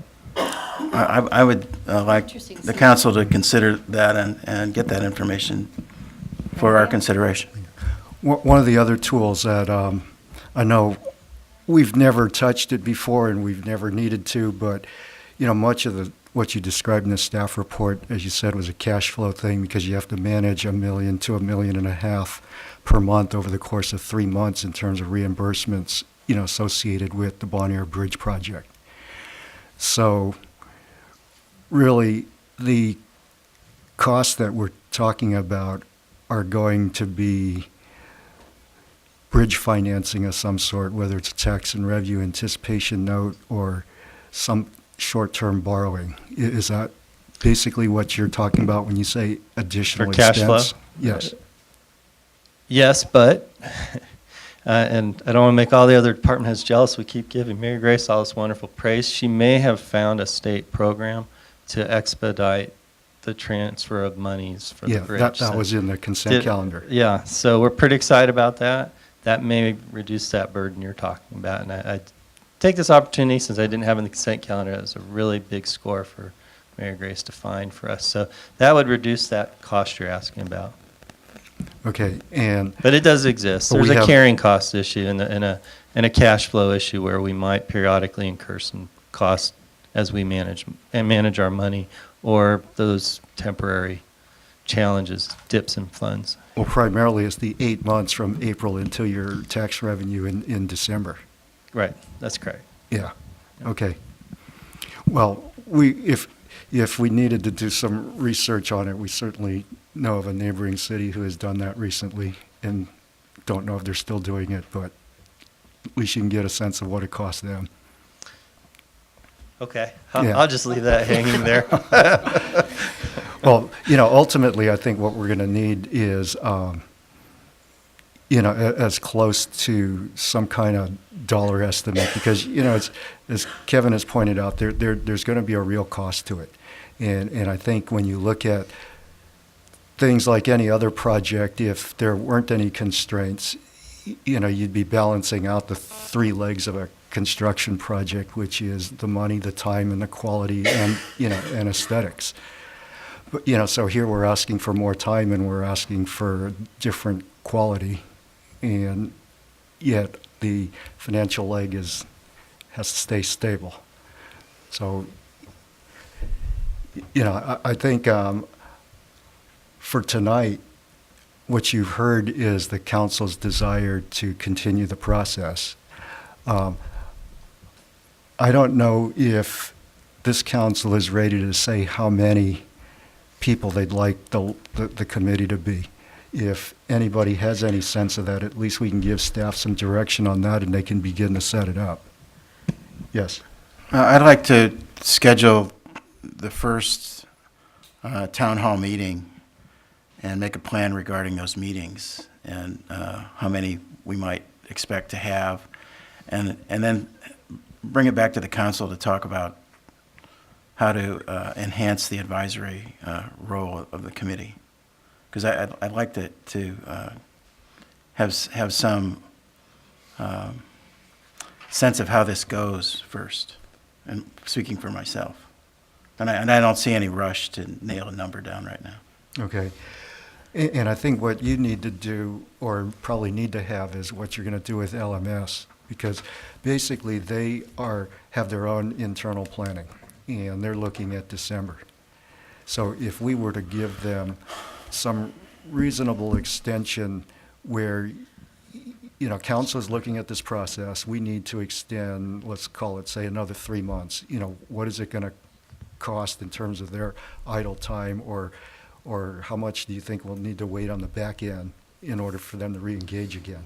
Yeah, so just so everyone's clear, the December recommendation staff report was produced initially by your staff by sort of working backward all the various hoops we know this process has to get through to get to the end, and then sitting down with LMS and saying, can you meet this time goal? So if we're now going to say the timeline's going to include some town hall meetings and we don't yet have that tightened up, the challenge for LMS is just sort of saying to them that processing timeline exists. We're just not quite confident yet where the endpoint is. But we can work with them to kind of schedule that so that they can continue taking on clients without us burdening them, so they're ready to go. And I think they will. I echo some of the sentiments the council member said. I think we should ask LMS to attend the meetings so they're listening to what's being said. And I think that'd be very valuable and very minimal in cost in terms of the project. Before we have a town meeting, though, Dan, I don't know if Vice Mayor Way agrees, but I'd like to have the advisory committee get together first and just talk out the future thoughts and plans before we have a town meeting, okay? If I certainly, you're the advisory committee, so we can meet when you need to meet. I think there are some things we can't decide tonight. We have to figure out, which is one, when the first one of these meetings is going to take place, and sort of general themes of that meeting. And I think possibly the advisory committee, or at least the subset of the council that sits on the advisory committee, might be valuable to give staff some thought on that particular Right. topic. I just think we need to be extremely transparent about the process, how we're going to go about it. Well, at this point, given the timeline that we're working on, June 17th isn't going to work. We probably usually don't have a meeting the first week of July, so would it, We don't? do you usually feel that, do you feel that you'll have enough time to, say, pull this meeting together and have a staff report back on July 15th? Yeah. My understanding, Mr. Mayor, is that the city manager is asking for council direction. And my understanding is that the council will be running these town hall meetings, which will be the first step of the process as it moves forward. So I don't have a problem with the advisory committee meeting, but it won't be to direct the process. The council's directing the process. Oh, yeah, I understand that. I'm just trying to figure out, okay, is it realistic to be able to meet and then be able to meet with the Lark and then meet with staff to be able to bring it back to council for some action, or at least a further direction on July 15th? But I'm unclear what about the facilitator that had been Exactly. discussed, that Councilmember Hilmer brought up, having a facilitator there. I mean, we have a lot of pieces to this puzzle. I don't even know who a facilitator would be, whether that's something the city. So you want a facilitator also for the Lark meeting? Well, I think that's why we need to first sit down with the advisory committee and was- just kind of just, That's fine. I was Put just it all out there referring for a and figure- facilitator for the I town think hall that's a good meetings. idea. Yeah, right. I didn't expect a facilitator for the advisory. bringing the committee. Lark No. back together. We have to figure out who that facilitator's going to be. So Maybe one of us. Or maybe Well, a- on the same extent, even though we have summer break, I mean, life goes on June, July, and August. People still work full time, and people still aren't away in the Hamptons for 3 months around this town. So I mean, I think if this is a very, considering that the more we push the process forward, the more money we spend, I think we need to come up with some realistic dates too that create this public process, but don't wait until after Labor Day either. Because after Labor Day, when everyone's back in school, is not necessarily the way that the city needs to function either. Yeah, so I guess I'll ask a more pointed question of the two co-chairs. Do you think you can get this group together so that you can have enough time to still report back to council so that we can have an update on, say, a month from now, which is July 15th? I think I have a suggestion in terms of what I would need as direction at this point. I mean, the first thing I've sort of heard from the council, unless I've missed the consensus, is you would like to continue the process, and you're trying to shape what the process will look like. And we need to convey to our consultant team through LMS that we're working on a timeline, but we're retaining you still. So that'll be our first message to them. And that the timeline is sort of something we're still defining, because the second part of this is the council wants to hold a series of town hall meetings, and how many of those are and how long it's going to take isn't totally decided yet. And so I think they'll understand that. We can work with them to flesh out their recommendations in terms of that off in the future timeline, that long-term deadline and what that looks like. I also heard Councilmember Hilmer suggest that he thinks a few of these town hall meetings should take place before any discussion of what the committee looks like that sort of takes us to the finish line would look like. And so I sort of took that as perhaps you're suggesting postponing that second question in the staff report of what the advisory committee shape is until we get through a few of these town hall meetings and see what sort of consensus we have. So that leads us to the third question. The new question that I have, which is when do we start? Because if you can tell me that, then your staff, we can figure out some of this and come back and tell you how quickly we can do all the outreach that you're talking about to get a town hall meeting going. So we kind of need to know whether you want to do one in June, whether you want to do one in July. I heard some people say September. So if you can give us that direction, we can get that sort of mapped out for you and recommend that back to you. And then I think this question of who manages or facilitates that meeting, let us make a few phone calls and ask a few other folks who've gone through this, who they've worked with and how that worked out for them. And you know, this may actually be something where there are some community members who are well suited to give us some advice on who they work with or whether they do this professionally, because you know, we do have a lot of resources in the community.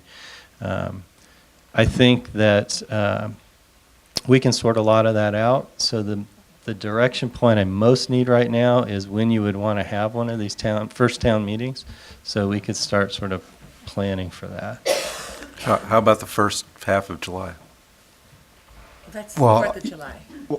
Wait a minute. I just want a matter of clarification, because Ann is suggesting that they get together with the Lark before we have a town hall meeting. No, she's suggesting the advisory committee, and a technical and advisory committee, which is Francis and Dan and the planning commissioner and a library board member, Todd Zeising from planning, that group. Is that what you're saying? You want that one back? LMS. With That's LMS. correct. Just before we start. But I can throw out a time. I think July's a good time. I think we should keep the progress going forward, and I think we need some time to get our act together, but a month will do that, and that puts us in mid-July. Okay, I'm all right with that. That's why I kept throwing out that So- mid-July date. So I want some kind of commitment for mid-July. If I could make a couple of suggestions to council, because I've worked here long enough to know summer meetings don't please everybody in the community. So if I could make I think you're going to want a series of these town hall meetings, and I think you might offer up to the community your commitment now that you're going to do one in July, you're probably going to do one in August, you're probably going to do one in September. And so folks will have lots of opportunity between their various schedules to come to these meetings and provide their input. And I heard the overarching theme, if I'm correct, that I think Councilmember Hilmer and at least one speaker called as sort of figuring out what the design direction is for the building.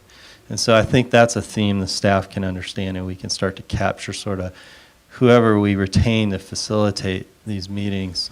That's what we're going after, is sort of this design direction theme. And they can interview all of you to get a sense of what you think that means, and that'll help us too. So Yeah, that's a good idea. Just to add my perspective on what design direction means. I believe what we're looking for is not necessarily somebody who's going to provide architectural design direction. I think this is translating from the town hall meetings, putting into words descriptions of our community character, those things that make up that community character, and it's a verbal definition and structure of what things add up to how we feel and experience Larkspur. It could include photos of good examples of what illustrates those words. But I don't necessarily mean having an architect or a designer. I actually think that might put too much of what we don't want into this discussion. I think this is very much this is an exercise in problem definition. So if that's helpful. that's very helpful. If that's the consensus of the council, I understand.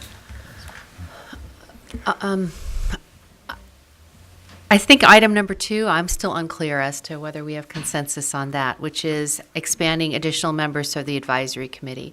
And I'm not sure we can wait till August or September to widen that pool of interested people.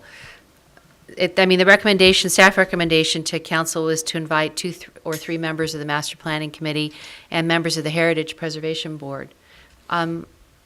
Should we start that? Through the mayor, I would suggest bringing this back to the council after the first town hall meeting.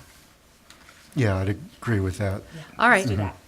I'm not wanting to hold off on that. I just want to see what this feels like, and we'll know what the right size will be based on what we're hearing. I truly believe we'll know. And Dan, before we make a date for July, can you just do a doodle and we can figure that out? I can't throw out a date right now. I will start with the council, because one of the things I heard is that the council wants to be there. So yes, Right. we'll start with you to get some dates on the calendar. Super. Yeah. All right, thank you. Do you have enough for tonight? I think I do. What I would like to suggest, also for the benefit, I know we have a lot of folks very interested in this topic, is we'll watch the video again as staff, and we'll summarize what we understand our direction to be and write that to you in a memo and put that out so folks can see exactly what we're doing. All right, thanks, Dan. All right. Thank you. I don't know if council wants to take a short break or get some water, restroom, or anything like that before we start the budget hearing. So I think, yeah, let's take 5 on this.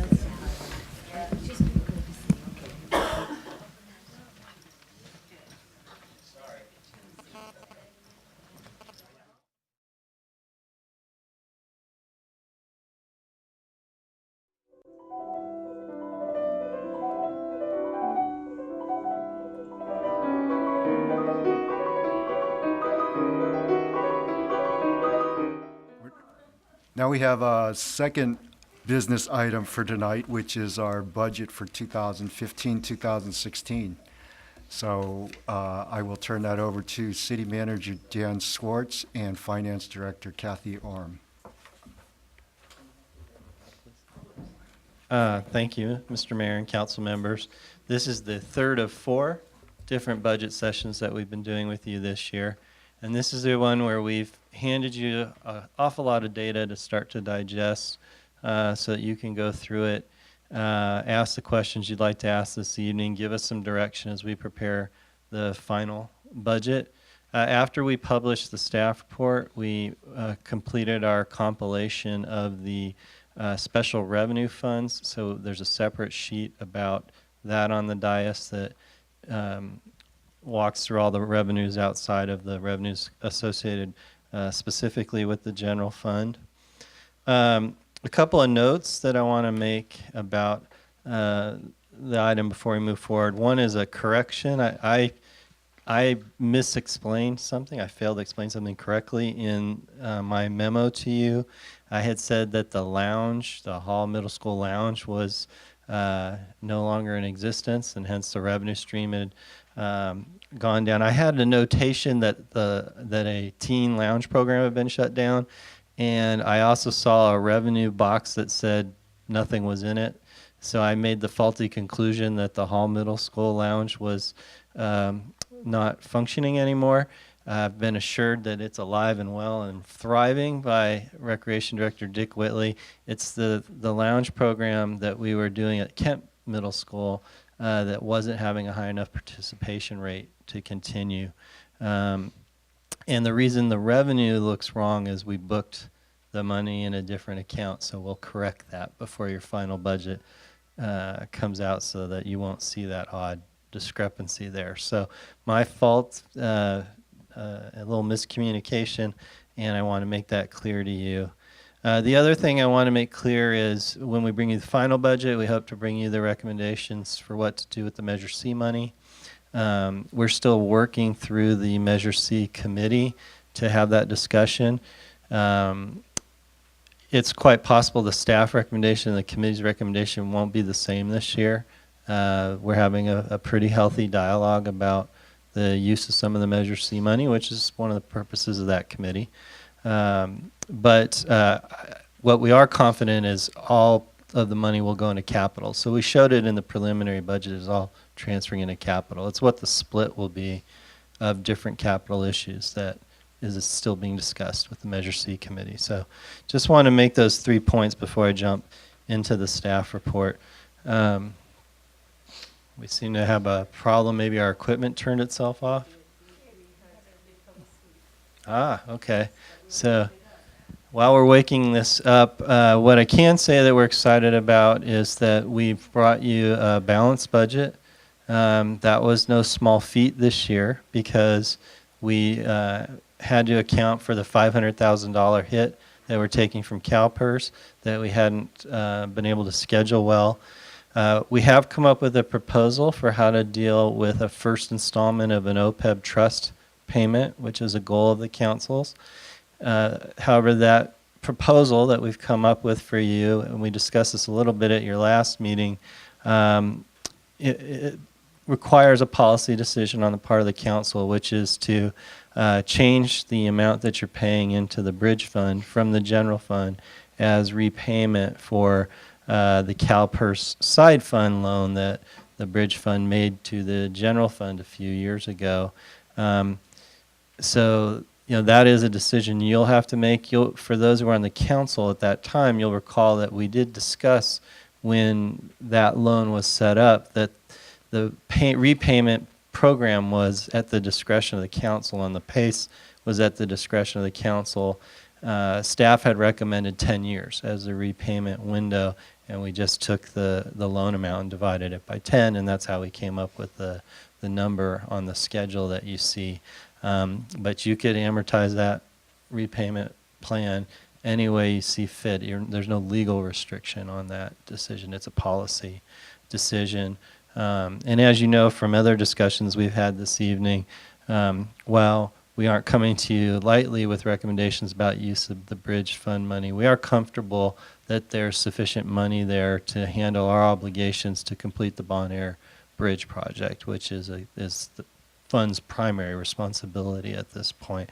And so those are all key recommendations that are part of what we've provided to you this evening. We've tried to limit the growth in the budget to the contracted obligations we have in terms of payroll to deal with health care increases and pension cost increases that are standard to payroll each year. The department has worked very hard to limit their requests in terms of capital needs. We did budget for a new lease for a fire truck, although you did hear the chief tell you in the first budget session he may hold off entering into any sort of lease to see where new talks with Corte Madera go in terms of different resources that we might be sharing. We kept it in the budget because we wanted to show we could afford it if we need to execute a lease on a fire truck, because we are essentially at the end of our useful life with one of our own trucks. The other thing that we've done in here, we've proposed leasing a dump truck. In the past, we've purchased dump trucks. This year, we're proposing that we lease one. We have two that are both essentially near or at the end of their life. We're proposing getting rid of two and just having one truck, which Mary Grace William feels can serve the needs of Public Works just fine with a single truck. And she worked very hard to find us an affordable lease. So those are our two significant capital investments. And the only significant personnel change, and that'll be talked about briefly in your presentation, is one that came out of the discussion we had at your strategic planning workshop, which is someone to work for me who, as part of their duties, would do public outreach and public relations. And I think even tonight we heard how that person could be valuable in improving the way we're letting folks know what's going on for some of these larger public meetings. I'm going to hand it over to Kathy Orm to take you through the workshop presentation. I'm highlighting that personnel matter because we do have some suggestions on funding that position that we hadn't shown you before. And I want to make sure when we get there that we talk about that a little bit. Well, I think Dan just kind of covered the whole presentation, but we'll go through it. Sorry. I was like that old Apple commercial. I had to fill the space while you guys got everything working. All right. So our agenda tonight is the budget review. We're revisiting our proposed general fund. We're also looking at the enterprise funds. We have two of them, Twin Cities Child Care and the Super Cool Summer School, and special revenues. And then, of course, we're revisiting the challenges on our horizon. So our general fund revenue assumptions, it's a slight increase, only 2% over last year's budget, which is comprised of a property tax. One thing I do want to point out, on the detail of the listing that you have between the budget comparison, there's probably 8 accounts that make up that property tax in total line. So if you look at it, if you're looking at the individual detail, they're grouped together to make up your property tax. So overall, it is just a 5% increase. And one of those that I want to talk about, I broke out last year, was the property tax in lieu that is going away. I will talk about a little further down, and next slide over, about how and that projection is being. But bottom line, the county has some pretty strong property tax assessments, and their assumptions have been right on target, if not even better. So I didn't believe it last year, but I'm going with them this year. So the property tax in lieu ends in 2016. We'll have a final payment. Back in 2004, the state did a triple flip, and this is part of the triple flip. They took 25% of our sales tax and replaced it with property tax. So the 25% will be restored, and then I have based our revenues, because not knowing what that's going to look like for us, because I've based our revenues on the Muni Services who performs our sales tax for us. I've taken a very conservative revenue approach with them, because we just don't, it's an unknown. Questions about? So we'll more to come on this one and how that plays out and what kind of final numbers we'll see. Other assumptions, the franchise fees, license, and permits, they're all projected flat. The use of money and property decreases. That's mainly the investment income. I mean, as we all know, interest rates are still at a historical low. Can't do anything about that.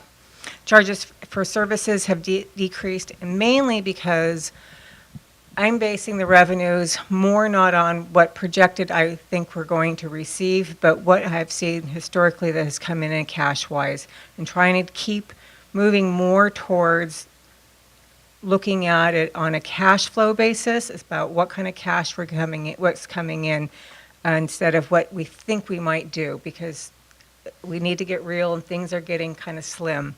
So that's part of the reasons you're seeing some of those decreases.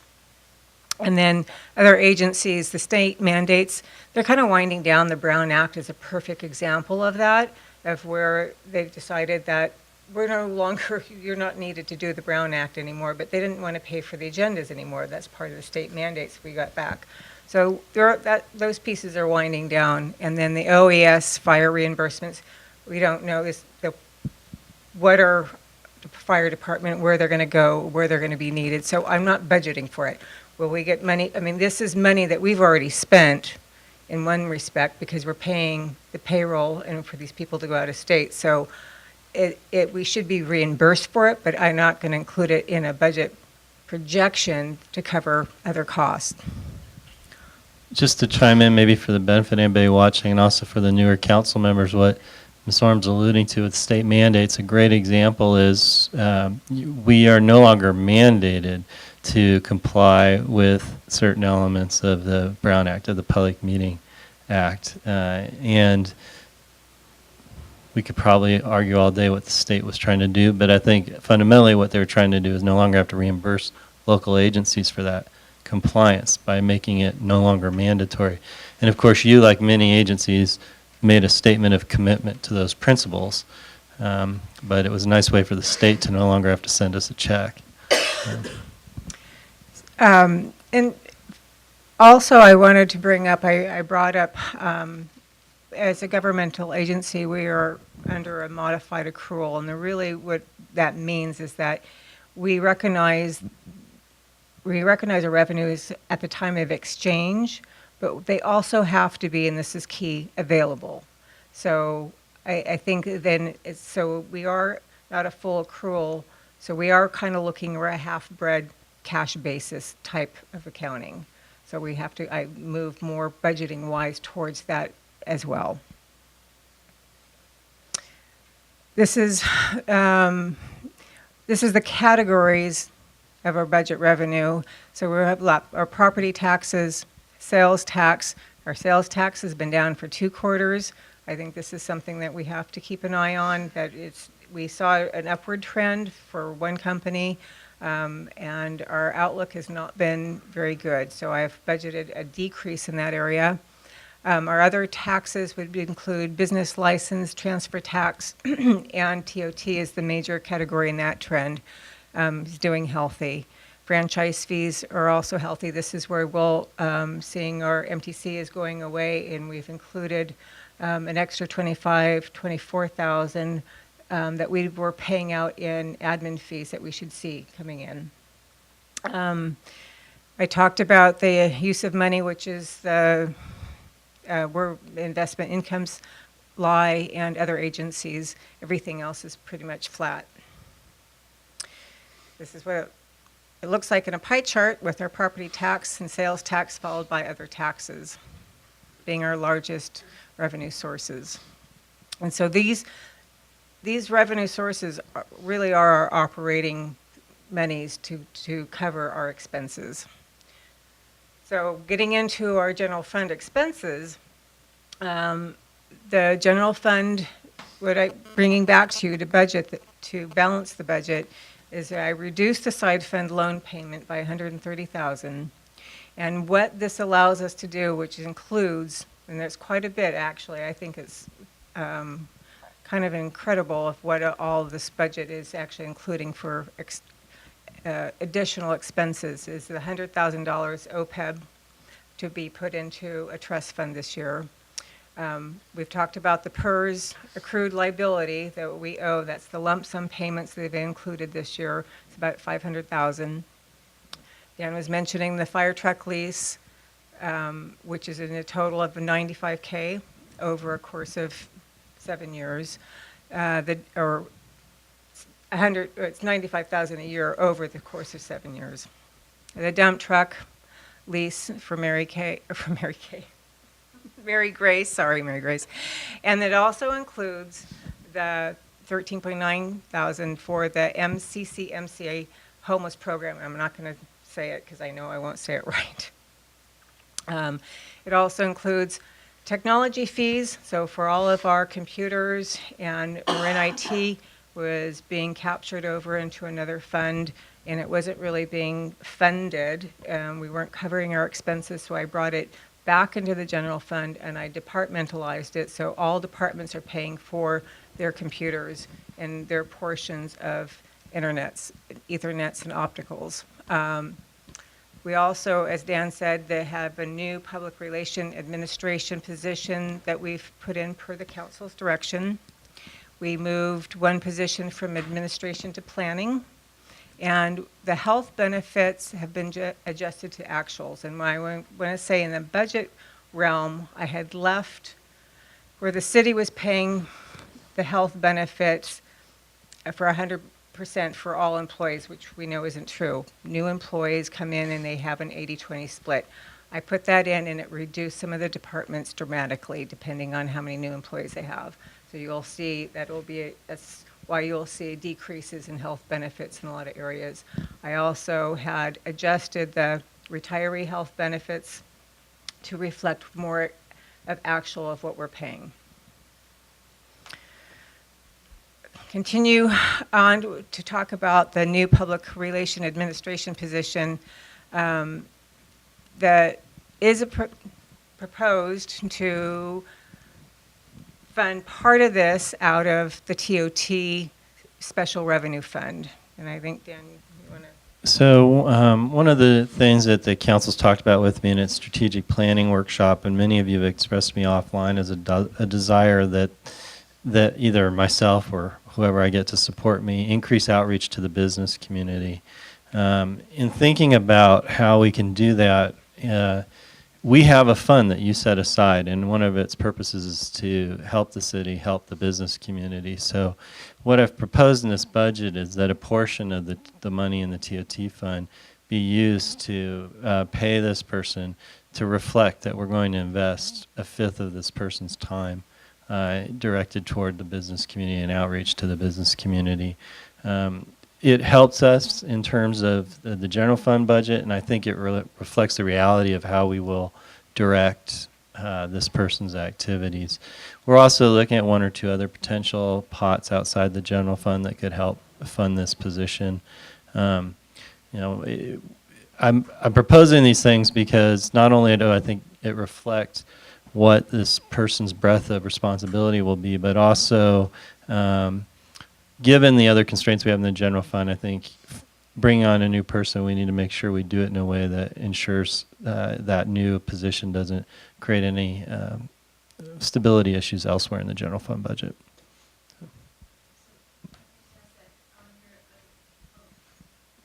T is listed on page 1 as 582,273 about. The TOT that we're that's listing here is 2012, our special revenue TOT, which is only a portion. It's only a 1/10 of that being set aside for to promote and support business communities. So that's completely separate than the general fund TOT that you're seeing Okay. on that line item. But the 515,000 is the number, minus the 1/10% of that. Okay. Boy, that went down a lot. Wait, it's 1/10 of that number's going in the TOT fund. Okay. I'm just trying to see and how much that 9/10 was. of it is staying in the general fund. Okay. Yeah. And that 1/10 by policies for investment in the business community, and very specifically talks in some of the older documents about the downtown community, although I think we've tended to really direct our business interests all throughout the city. So. Where could I get a copy of that policy or is it? I can find it's pretty old, but I can Yeah. show you some old documents. It's not a written up, nice, clean summary sheet. It's more a compilation of council minutes and direction. But yeah, I'd be happy to take you through that. Okay. This is a look at each department and their proposed expenditures, and I have to hands off to all the department heads who have kept all their line items flat, and they've really have looked after their expenses even in this year. It's a tremendous effort by everybody. I think the only thing planning, you'll see an 18.2% increase, and the majority of that is the new position that's coming in, the salaries and benefits that had moved over for them. Other than that, you can see everybody's quite flat, and only a 1.8% increase in expenditures is amazing. A view of pie chart of our expenditures.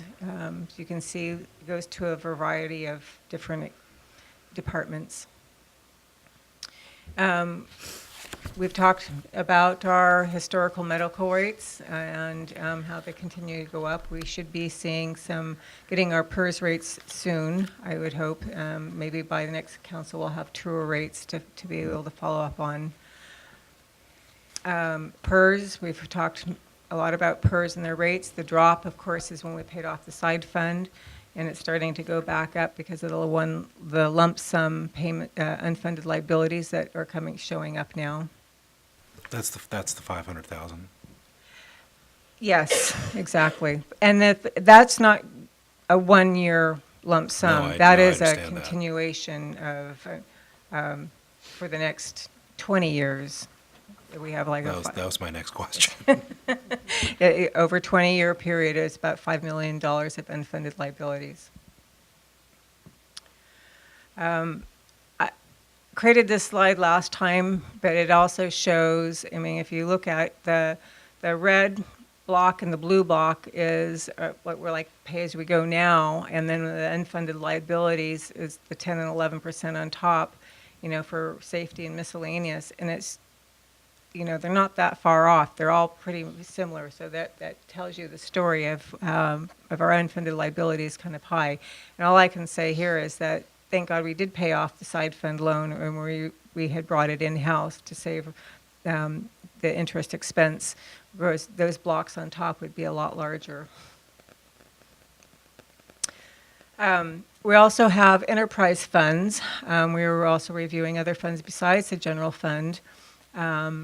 The enterprise funds, we only have two of them, as I'd mentioned before, is the Twin City Child Care Center and the Super Cool Summer School programs. Both of what enterprise means is that they collect fees to cover their cost. And next council meeting will be bringing the fee schedule forward to council to approve. They will include these fees, some of them being raised to cover their cost, and so that will be coming forth. It's hard to show with the little numbers like this, but what I want to point out, oops, okay, I'm backwards. Oh, other ones. Okay, here we go. Back on track. Down at the very, very bottom, all this is really showing pretty much everything is flat as far as expenses goes, but their fees, the revenues, are being covered by their expenses, and that's about what it should be. They should be pretty much flat all the way around. Super School, Summer School has a $300 deficit that we have to cover, but I talked to Dick, and I'm pretty sure that we can cut costs there somewhere to find it. Yes. So just a quick question. So this doesn't include, for example, when we're providing other services to municipalities, accounting services and things like that, which we've been doing increasingly. That's not part of this. Those are in the general fund because those services we happen to be selling are in the general fund. So we show that revenue there. Okay. What's the explanation for why they're treated differently? The council specifically designated these enterprise funds, meaning you said these programs had to be self-sustaining to operate. And they're fully self-contained, including all their capitals, all their liability, and they have to offset that. When you sell service out of the general fund, we're essentially saying there's some hourly rate where we can sell excess capacity. Okay, Yeah. okay. That's fine. Thank you.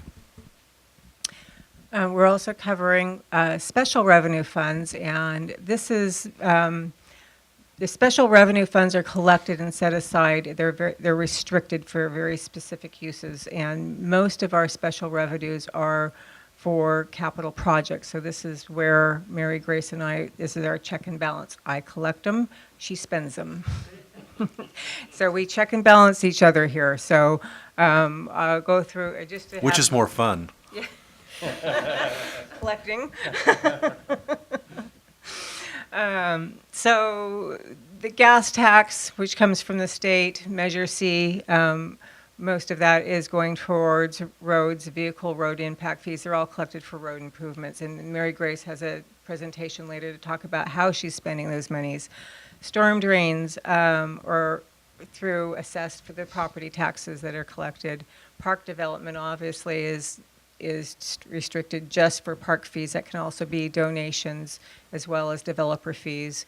And then we have a straight state and regional revenue that is guidelined by Marin County. So I wanted to chime in really quickly about a decision I've sort of implemented for Measure C and am recommending this year. And you'll see that I've asked Ms. Orm to project the same revenue as last year for the budget. And the reason is that, one, we don't have a lot of historical trend data to study with Measure C, and although we could say it's half of our sales tax base, as you know from previous discussions, it's not exactly half. The second thing is, by keeping it flat, we're collecting whatever excess revenue and putting it into the fund to hold. That has two values to us. One is it's building up a little bit of a reserve specifically for Measure C as a contingency. The second thing is, if there's one negative, and for the benefit of everybody, it's a really small negative, and I'll take it any day of the week. We made a commitment to the public to put Measure C to use right away, which really means the general fund is spending money and then waiting for the Measure C money to come back in and pay the general fund. So I think we're actually going to keep seeing slightly more than what we're budgeting in revenue from Measure C. And as we build that excess up, if we're fortunate enough to go to the voters and say, this is working, let us keep doing this, and they say yes, I'd like to see us build up more of a reserve that could float Measure C to cover itself and be a little more sustainable in terms of cash flow. So for the foreseeable future, I think we'll continue to program that 900,000 mark. We think we'll have excess of 900,000 when we close the books this year. And I wouldn't be shocked if we see excess of that next year. Because Councilmember Harf and others are buying cars, which helps us, right? Because That's right. Don't forget that. right, and the difference with the Measure C being sales tax is that it's a destination tax. It doesn't matter where you are, the money comes to us. So that's really helping. And there, I was reading recently that the League of Cities did a council seminar in January where they're saying, and Dan was talking about this earlier, where the normal sales tax or Bradley Burns 1% really needs to be looked at, and maybe a tax reform because it's just not working quite as well as it has been in the past. So who knows what could happen, but destination tax is the way to go. Which brings us back to a reality of looming effects in the that are going to affect us in the future, or the continued OPEB costs that we need to put aside, that we need to phase in, the PERS unfunded liabilities that are built. We have built them into our PERS rates. We don't have the cash flow to pay that lump sum off. Maybe we can do that after the bridge settles, flattens out and expenses. Medical premiums are always going to be on the horizon. As far as increases, we still have to look at our deferred maintenance funding, and I know Mary Grace has more to say on that in her presentation.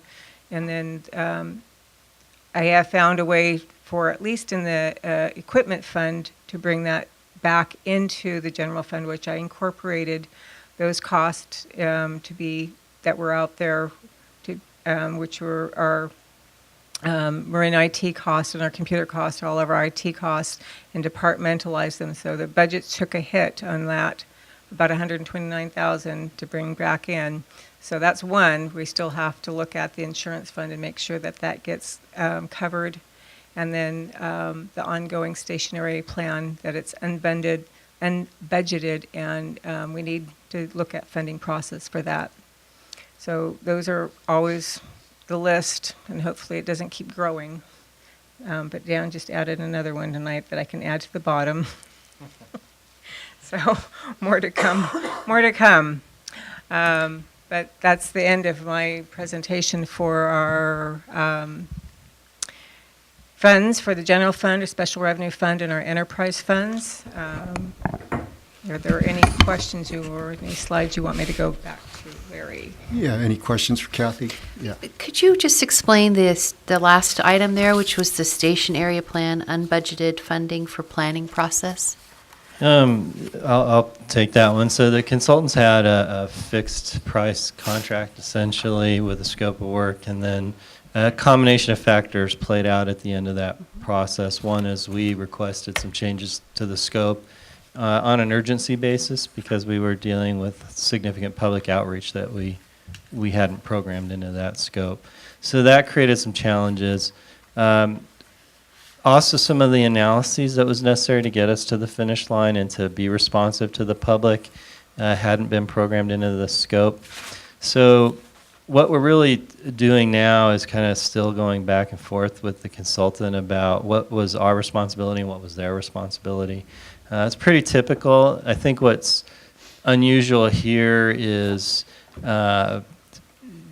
usually we have time to go to the council, talk about these contingencies, and not get into sort of these disputes. And here we had to make a lot of decisions, and our consultants stepped up and worked with us to get the right material in front of the public for the discussion. And we've been signaling to you, I think, for the last 6 months, this is sort of looming out there, and it hasn't quite resolved itself. So we want to keep it there because there is some costs that we're going to come talk to you about. I think it's soon. Mr. Toss working really hard, your planning and building director, to get down to the nickels and dimes and make sure we aren't paying what we shouldn't pay, but that we also honor the fact that we did ask on the fly for some decisions from and commitments from our consultants. Is there a reason why it's taken so long? It's been a while since that kind of got wrapped up. Yeah, at first we weren't clear which subs were sort of hanging out there, so, yeah, and we've got a better handle on that and why and what work they had done. So we've at least kind of narrowed that down. A lot of it at this point's on me. I've been sort of waiting to truly let the dust settle with the situation and make sure everybody sort of had some distance, because in the immediacy afterward and sort of, that was a big process with a lot of energy, not just for the public and not just for you, the council, but for the staff and consultants. And I really felt everybody needed to pause and then revisit it when we had some distance. And we've had that distance now, so now we're sort of just having some refinement. But I'd actually think it'd be fair to say the last couple months are on me for sort of waiting and a little longer. No, and that's fine. It's just it's getting stale. It's getting, yeah, and it keeps showing up. But I know we will clean that one up. I think in the next month.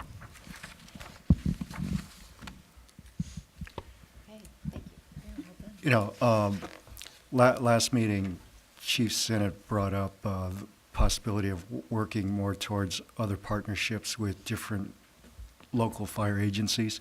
Do you foresee any, let's just say, expenses we need to plan on, if there anything that might come up as we talk to other cities or special districts? I actually think there are potential expenses and revenues that we need to be talking about, but I don't know that we need to do it before we pass this budget, because a lot of it's still in the realm of potential. And I think to go to what the chief spoke to, which is particularly our increasing cooperative nature of our two fire departments, Corte Madera and Larkspur, and some of the opportunities that he's discussing with his counterparts over there and that I'm discussing with my counterpart, is I think we're having a lot of success because, unlike in the past, we haven't talked big, grandiose things. We've kept it really simple and said, how can we be good neighbors? How can we be good friends? And then each time we have that conversation, something a little bigger and more interesting pops up. So right now, I think my answer would be yes. I think there's probably some expenditures and revenues, but I think we deal with them when we've all sort of sat in a room, Corte Madera and Larkspur, and said that's something we really want to do. But I could tell you, because the chief and I talk about this about 3 times a week, that he's thought and rethought all sorts of permutations about these. So he'll be well prepared when we ask him what these numbers are. Okay. Any other questions of the city manager? Just one last question, and that's just speaking of Corte Madera on the project that we've been discussing in a preliminary way to address some of the traffic issues down by the Wind Cup project. I know that's an ongoing process, and we're looking for opportunities to get access to funding to help us do that. But there's also, as we've discussed in our small group meeting, there is some potential for us incurring some costs as a city. Has that been factored in, or is that just too preliminary at this point? That's too preliminary, and the costs we may incur that you're talking about would come out of various special revenues or grant opportunities. I don't anticipate a lot of general fund impact from the costs. For the benefit of the public, so we don't sound, we're looking at potential ways to improve the traffic corridors in and around Lucky Drive, Warnham, Tamil Vista, sort of that whole area. And in fact, we've talked broadly all the way from Magnolia Doherty intersection all the way till you get on the freeway at Redwood Highway and all the potential projects that could exist. Ms. Houlihan and her counterpart in Corte Madera and a consultant who works closely with the Transportation Authority of Marin all identified a potential grant-funded project that would have some related costs for both agencies. And so we're pursuing the grant money to look at doing some improvements, particularly to make Warnham a safer road, not just for cars, but also for pedestrians and bicycles to pass through. So that's what we're working on now, and any costs we incur are long-term. They're in the future, so we haven't accounted for them. Okay, yeah, that's fine. I'm just kind of mindful of, as we go through that process, that there are maybe some price tags associated with it. And since we're here, and I love to dole out praise, Mary Grace led a real fire drill to get the application in.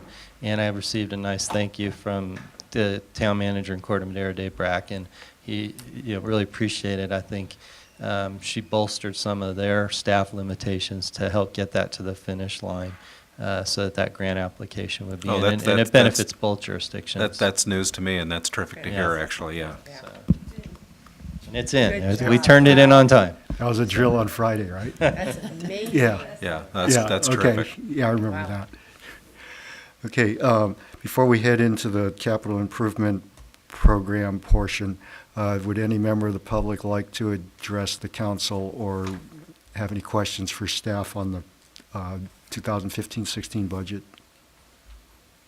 Okay, seeing none, then we'll turn it back over to City Manager Dan Swartz, and I guess the CIP will be Public Works Director Mary Grace Houlihan. I'll try to fill in the blank while they make their technological shift here with respect to PowerPoint.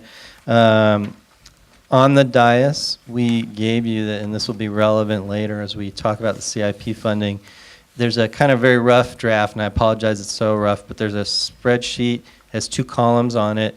It shows the original things we thought we would spend the 2013 loan that we took out. If you'll recall, we took out a roughly $3 million loan. Primary purpose was to fund the courtyard. It shows you what we initially projected we might use that money for, and then it shows you what we think we're going to use it for now if the council commits to it's that simplistic breakdown. And we put that together because as I was going through the CIP discussion with Mary Grace today, I realized that we're in a slightly different place than we were with respect to that money, and I wanted to make sure you had in front of you something. All of that information's in the CIP book. That's just to give you a little cheat sheet as we go through the discussion, because the loan, quite frankly, we've been more efficient with it than we thought we could be. And so we have some capacity in it we didn't anticipate. We want to put it to use. Are we ready to fire up the presentation? Oh, that's right. We don't have a presentation for the CIP today. That's right. We have a staff report instead. So. Yeah, we have a public works we get tonight. So tonight we have provided you a copy of our draft CIP. I didn't do a big PowerPoint presentation, but just a few highlights in this CIP. We have identified some funding for some significant deferred improvements at City Hall and the 2 fire stations. So those are included and have a good deal of the funding coming from the 2013 loan is what's proposed. And that's kind of where our big highlights of that. The other items in there obviously will be kicking off Bon Air Bridge, and we have all the mitigation projects associated with that. We have work at our little parks, which are going on. Piper Park, we are in dire need to get our play structure there replaced. It has several issues with respect to, it's just basically at the end of its useful life, and it's just not meeting all the criteria that it should for a play structure anymore. And our pavement project, obviously. And those are kind of the highlights. We're finishing out some things we started this last year. So Dolliver Park will be finishing out the getting going on the construction actually of the bathroom and what have you. Currently, our city parking lot is out at bid. That'll go into construction in July, along with some ADA improvements at Magnolia and Darty. And the other thing in here is the ADA project. Based on our settlement and what have you, we will be moving forward with some analysis of potential fixes or solutions along Magnolia for pretty much the whole length. That will help us with reaching out to the community on that issue. I only want to chime in that our philosophy with CIP with respect to City Hall has always been challenging because we've tried to balance our belief that the day is soon when we are going to do a seismic retrofit and rehab this building, and we don't want to throw too much money into a building that we're going to do a major overhaul. The costs that we're bringing you this year are serious and significant amounts of money. We're doing it because we do have folks monitoring the health of this building for us. The building is still healthy, the building is still safe, but they said you can't wait anymore. You need to invest some money in City Hall now to keep it safe and healthy for the foreseeable future. And so the money you're seeing is significant because they've given us a laundry list of deferred maintenance problems with the building that are leading to water intrusion. They're leading to challenges with airflow in the building, and we need to address them. I mean, we are still the house of the public library, and we have a lot of folks coming through this building every day. Okay, any questions for, yeah, go ahead. Thank you for the very detailed analysis. When I was reading it, the only one I highlighted, because all of them sort of made sense to me, was Piper Park Dog Park restoration, because it's $800,000. So this is part of the mitigation project for Bon Air Bridge. Right, I knew that part. So there's two parts to this. The relocation of the dog park Right. is moving it to near the police station. The restoration to the wetland is That's included in here? Yes, Okay. there's a project in there. So that is a very significant project, and this is all funded through the Bon Air Bridge project. Which means we pay 11 We pay point something Yeah, percent? we pay about almost 20% towards engineering and about 10.5 or 11% towards construction. So the primary funding for that is through the Highway Bridge Replacement Program, and that's the federal dollars. Then the match is from our bridge fund. What's the total cost of that constructed wetlands project? Well, we have it estimated in there right now. Yeah, Until ballpark. I'm through conceptual design, I won't have the whole thing. All the mitigation projects we're estimating are going to be about 2.5 million. Oh, And that one right there, I believe, is somewhere sitting around 500,000. that's actually cheaper than I thought it would be. Those are It's- expensive projects. And to do. until, like I say, until the next level of engineering is done, which you just actually authorized the contract for the mitigation design tonight. Right. More towards September, I'll have a good grip on the actual dollars, because we still have some investigative work to do through surveying and analysis. And then once we get through No, that. I appreciate that, Yeah. of course. Ann, did you have a question? It was answered. Oh, okay. I remember there was some discussion about pedestrian crossing improvements in front of the Lark Theater, so I see that that's in there. You were also working on some plans for other hazardous intersections like Madrone and I think also at Baltimore. Yes. Yeah, and you're working on a grant. How are those going? So that project was submitted for the grant. It's on Safe Routes. And what the TAM Advisory Board, TAM Board, approved was the main list of Safe Route projects, which we were funded for one along the frontage of Doherty Drive along the high school. This was our second project. It's also a very critical project, so we will know later this month or by the end of this month if there's additional funds that can be applied in this first round and then continuing through next year. So hopefully they'll have enough revenues that it'll get funded by next year.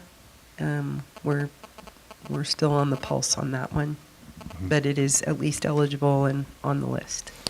It might be helpful for the council.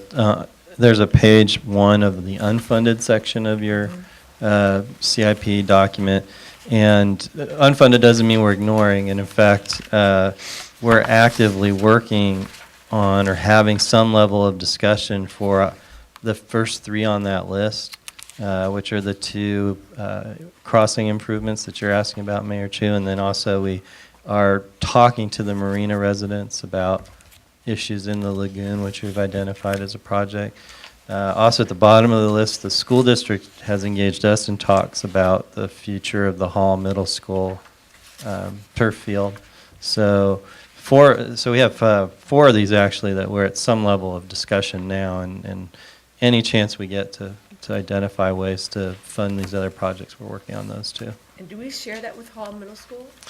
Yeah, so it's a joint facility, and the way the agreement's written, it's a joint responsibility to sort out how to restore it and repair it.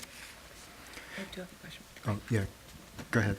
So, Mary Grace, Cindy Winters mentioned about the bike ped.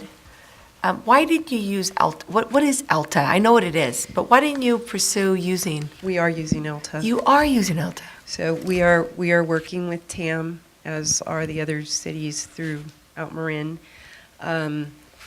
As with any kind of process like that, the consultant doesn't do 100% of everything, but they are preparing our master plan update, where we are, and I'll be providing an update with that project upcoming here in the next meeting or 2. We've received public input through 2 public meetings. We've had a survey monkey for helping us with ranking projects. We've, through all the input through the community, through going through our records of what people have brought us over the last several years, and what we also know is out there regarding ADA and regulatory issues, accidents and things of that sort. I'm going from memory here, but I believe there's somewhere over 30 projects that have been identified and ranked. Those, in addition to work that I'm meeting with the police chief to go over options, or not options, but goals for enforcement for the bike and ped throughout the city. We are looking at signage. That was a big issue in our public outreach meetings, and we're incorporating a signage program in there. And we are working with the county, our neighboring jurisdictions, regarding projects that are along our perimeters, as well as how to incorporate Larkspur's support for a regional system and continuous, but not taking the financial responsibility for projects outside of our jurisdiction. So right now where we are is Alta has given us drafts. We are marking those up to respect the needs of Larkspur and what have you. They'll edit that, and we will publish a draft for the community to comment on, and then we'll incorporate those comments and be bringing it to council for approval. So, but Alta is doing the majority of the legwork. It's just, in any process, you don't just turn the whole thing over. There's information that Public Works staff has that we need to add into the program and add into the plan to make it Larkspur's, not Novato's or someone else's. Great. Well explained. Thank you. We have the two items tonight that were pulled from the consent calendar, both associated with Heatherwood Park. Or do those appear somewhere on CIP? They're in the mini parks action plan. That donation amount is not added into here. Now with your authorization tonight, we'll add that in. I do want to make it clear that those donation dollars, those will be spent based on the direction from the Helping Heatherwood Park group. They have 3 representatives that they've identified who are assisting me with making sure those dollars are spent specifically for those amenities that they have identified. That's not replacing funding that was already identified from Measure A or what have you for Heatherwood. We still are applying those dollars as well. And then we're also working, as we are with all our other parks, of what we can do and fund through our operations budgets. So that's all part of those things in the mini parks action plan, those different elements, which I'm pretty excited this park is implementing all of them. We've got regular capital improvement, we've got our mini CIPs, which our staff can assist with, and we've got community projects. So it's pretty awesome. Yeah, this reminds me of the Greenway basketball court thing. So it's nice to be able to get that public-private partnership on this one. I have to give a lot of credit to the Heatherwood community. They really have, this is an awesome thing they're doing, and they're also going to be doing a community project on July 11 where they're going to be doing the manpower to remove all the old sand and what have you. So it's really cool. Well, the head of that, James Paresh, he works for for a big construction firm. Right. So he knows what he's doing. Yes. Yeah. Okay. If there aren't any more questions for Mary Grace or Dan, I'll just open it up to members of the public if they have any questions for staff or comments they'd like to make on the capital improvement plan. No? Okay, thank you. We'll bring it back to council, I guess, at this point, unless there's other specific direction we'd like to give staff until the next meeting. I can say so far it seems to look pretty good. Yeah, good work. Yeah, thank you. Yeah. A lot of time spent And on it. thanks for, let's just say, massaging the budget. I know it's been a challenge with the CalPERS change in actuarials and, our desire to also reduce some of our own unfunded liabilities on the OPEB side. So that's another thing we didn't have in the budget from, last year. Of course, now after tonight's discussion, we'll have some additional challenges. But thank you for working through those. Okay, the last of our business items for tonight is an update on the Americans with Disabilities Act and the transition plan associated with that. So I guess that's Mary Grace again. That's me again. Okay. I don't have any filler until she gets No. this PowerPoint up. Sorry. Oh, we have a PowerPoint for this one. We do. Y'all done? Okay. All right, thanks for coming Deserted tonight. by my Yep, last have a good evening. compadre. Okay. Okay. So tonight I'm just going to give an overview of the ADA transition plan. We've been working on this, and this is kind of our public presentation. We are going to be bringing this plan and posting it on the website and reaching out for public comment on this plan starting Friday and through the month of June. We'll take that public comment, incorporate it, and be bringing it to you mid-July for approval. So what is an ADA transition plan? So the American Disabilities Act, it mandates that we eliminate basically barriers, discrimination to anybody with disabilities, and ensure that everyone has an opportunity to participate in programs and throughout the city. So it's equality and access, it's programs, services, and activities. So oftentimes we think, oh, it just has to do with construction. This is not. This is actually how we interact with the public as well. This plan has a few different parts. It has a self-evaluation, and all of our department heads have completed this to just kind of identify where are we right now, how do we currently interact with the public, and what does each department do, how do they interact with the public. And then the transition plan takes that information and the consultant has done physical assessment of all of our public buildings.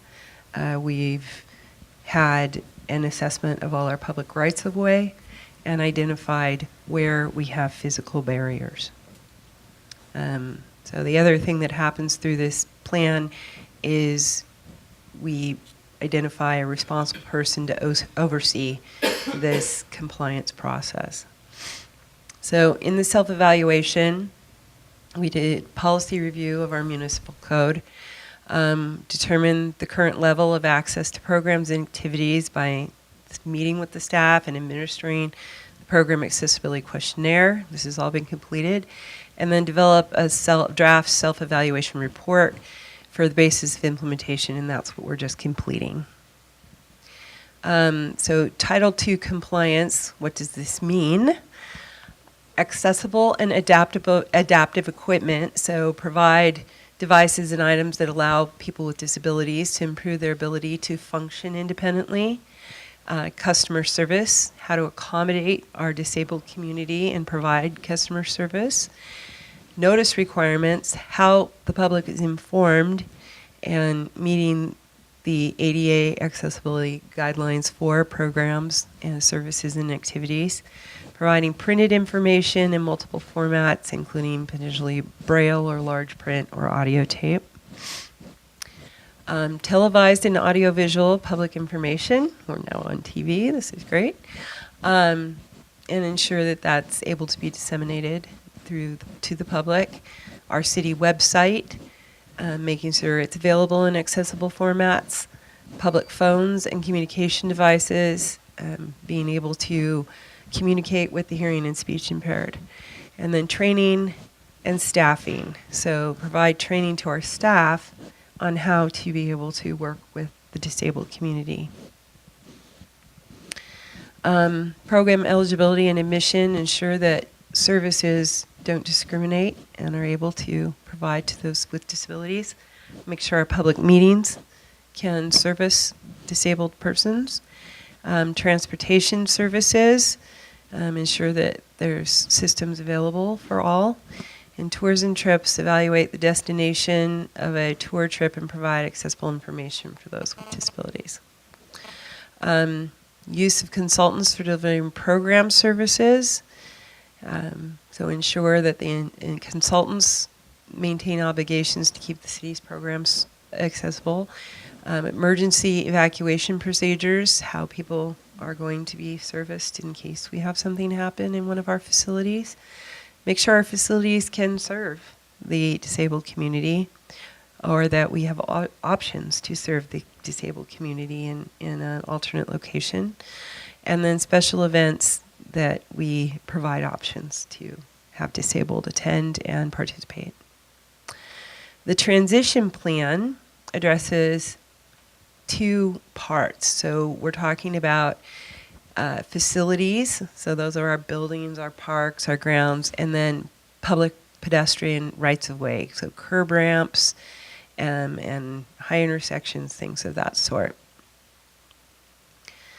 So no city can go and remove barriers all in one shot, so the plan identifies how to prioritize the removal of barriers. So for example, your barriers that would be closest to City Hall, the Recreation Center, where lots of activity is happening, you may want to prioritize those versus sidewalks that are very distant from the local town center.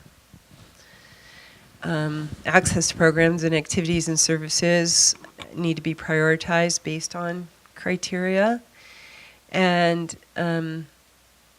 then identifying the hierarchy. So looking at building entrances, primary passive travel, amenities, and then it takes into account historic features as well and how we're going to work around our historic elements because we do have historic buildings in our community. The plan must include the identification of the barriers to program access, the identification of special barrier removal action, planning level cost estimates for improvements, so there's numbers in all of these things, identification of a barrier removal schedule, and identification of responsibility for ensuring barrier removal. In our rights of way, so ADA does not mandate installation of sidewalks everywhere, but it does require that curb ramps at intersections where existing sidewalks are provided on both sides of the road. So things that help us with this have been an update to our bike ped master plan. It's in the process. We did complete a study of curb ramps throughout the city and prioritization of these various rights of way, whichever ones are closest to town center or closest to facilities where people will be participating in programs are usually the first, and then again stretching out from there. So for our prioritization, we are looking at our government offices and facilities, how people will get to modes of transportation, bus stops, etc. Public places of accommodation, so where we can have meetings and things of that sort. Facilities containing employers, so the business centers and how disabled community will be able to move through those business centers. And other areas like the residential and underdeveloped regions, those are also included, but again, fall out in the larger scope of the circle. Some of the things we look at are hazardous conditions, distance to the public facilities, level of pedestrian traffic, and distance to the facility serving the disabled client. Those are all things that go into the prioritization.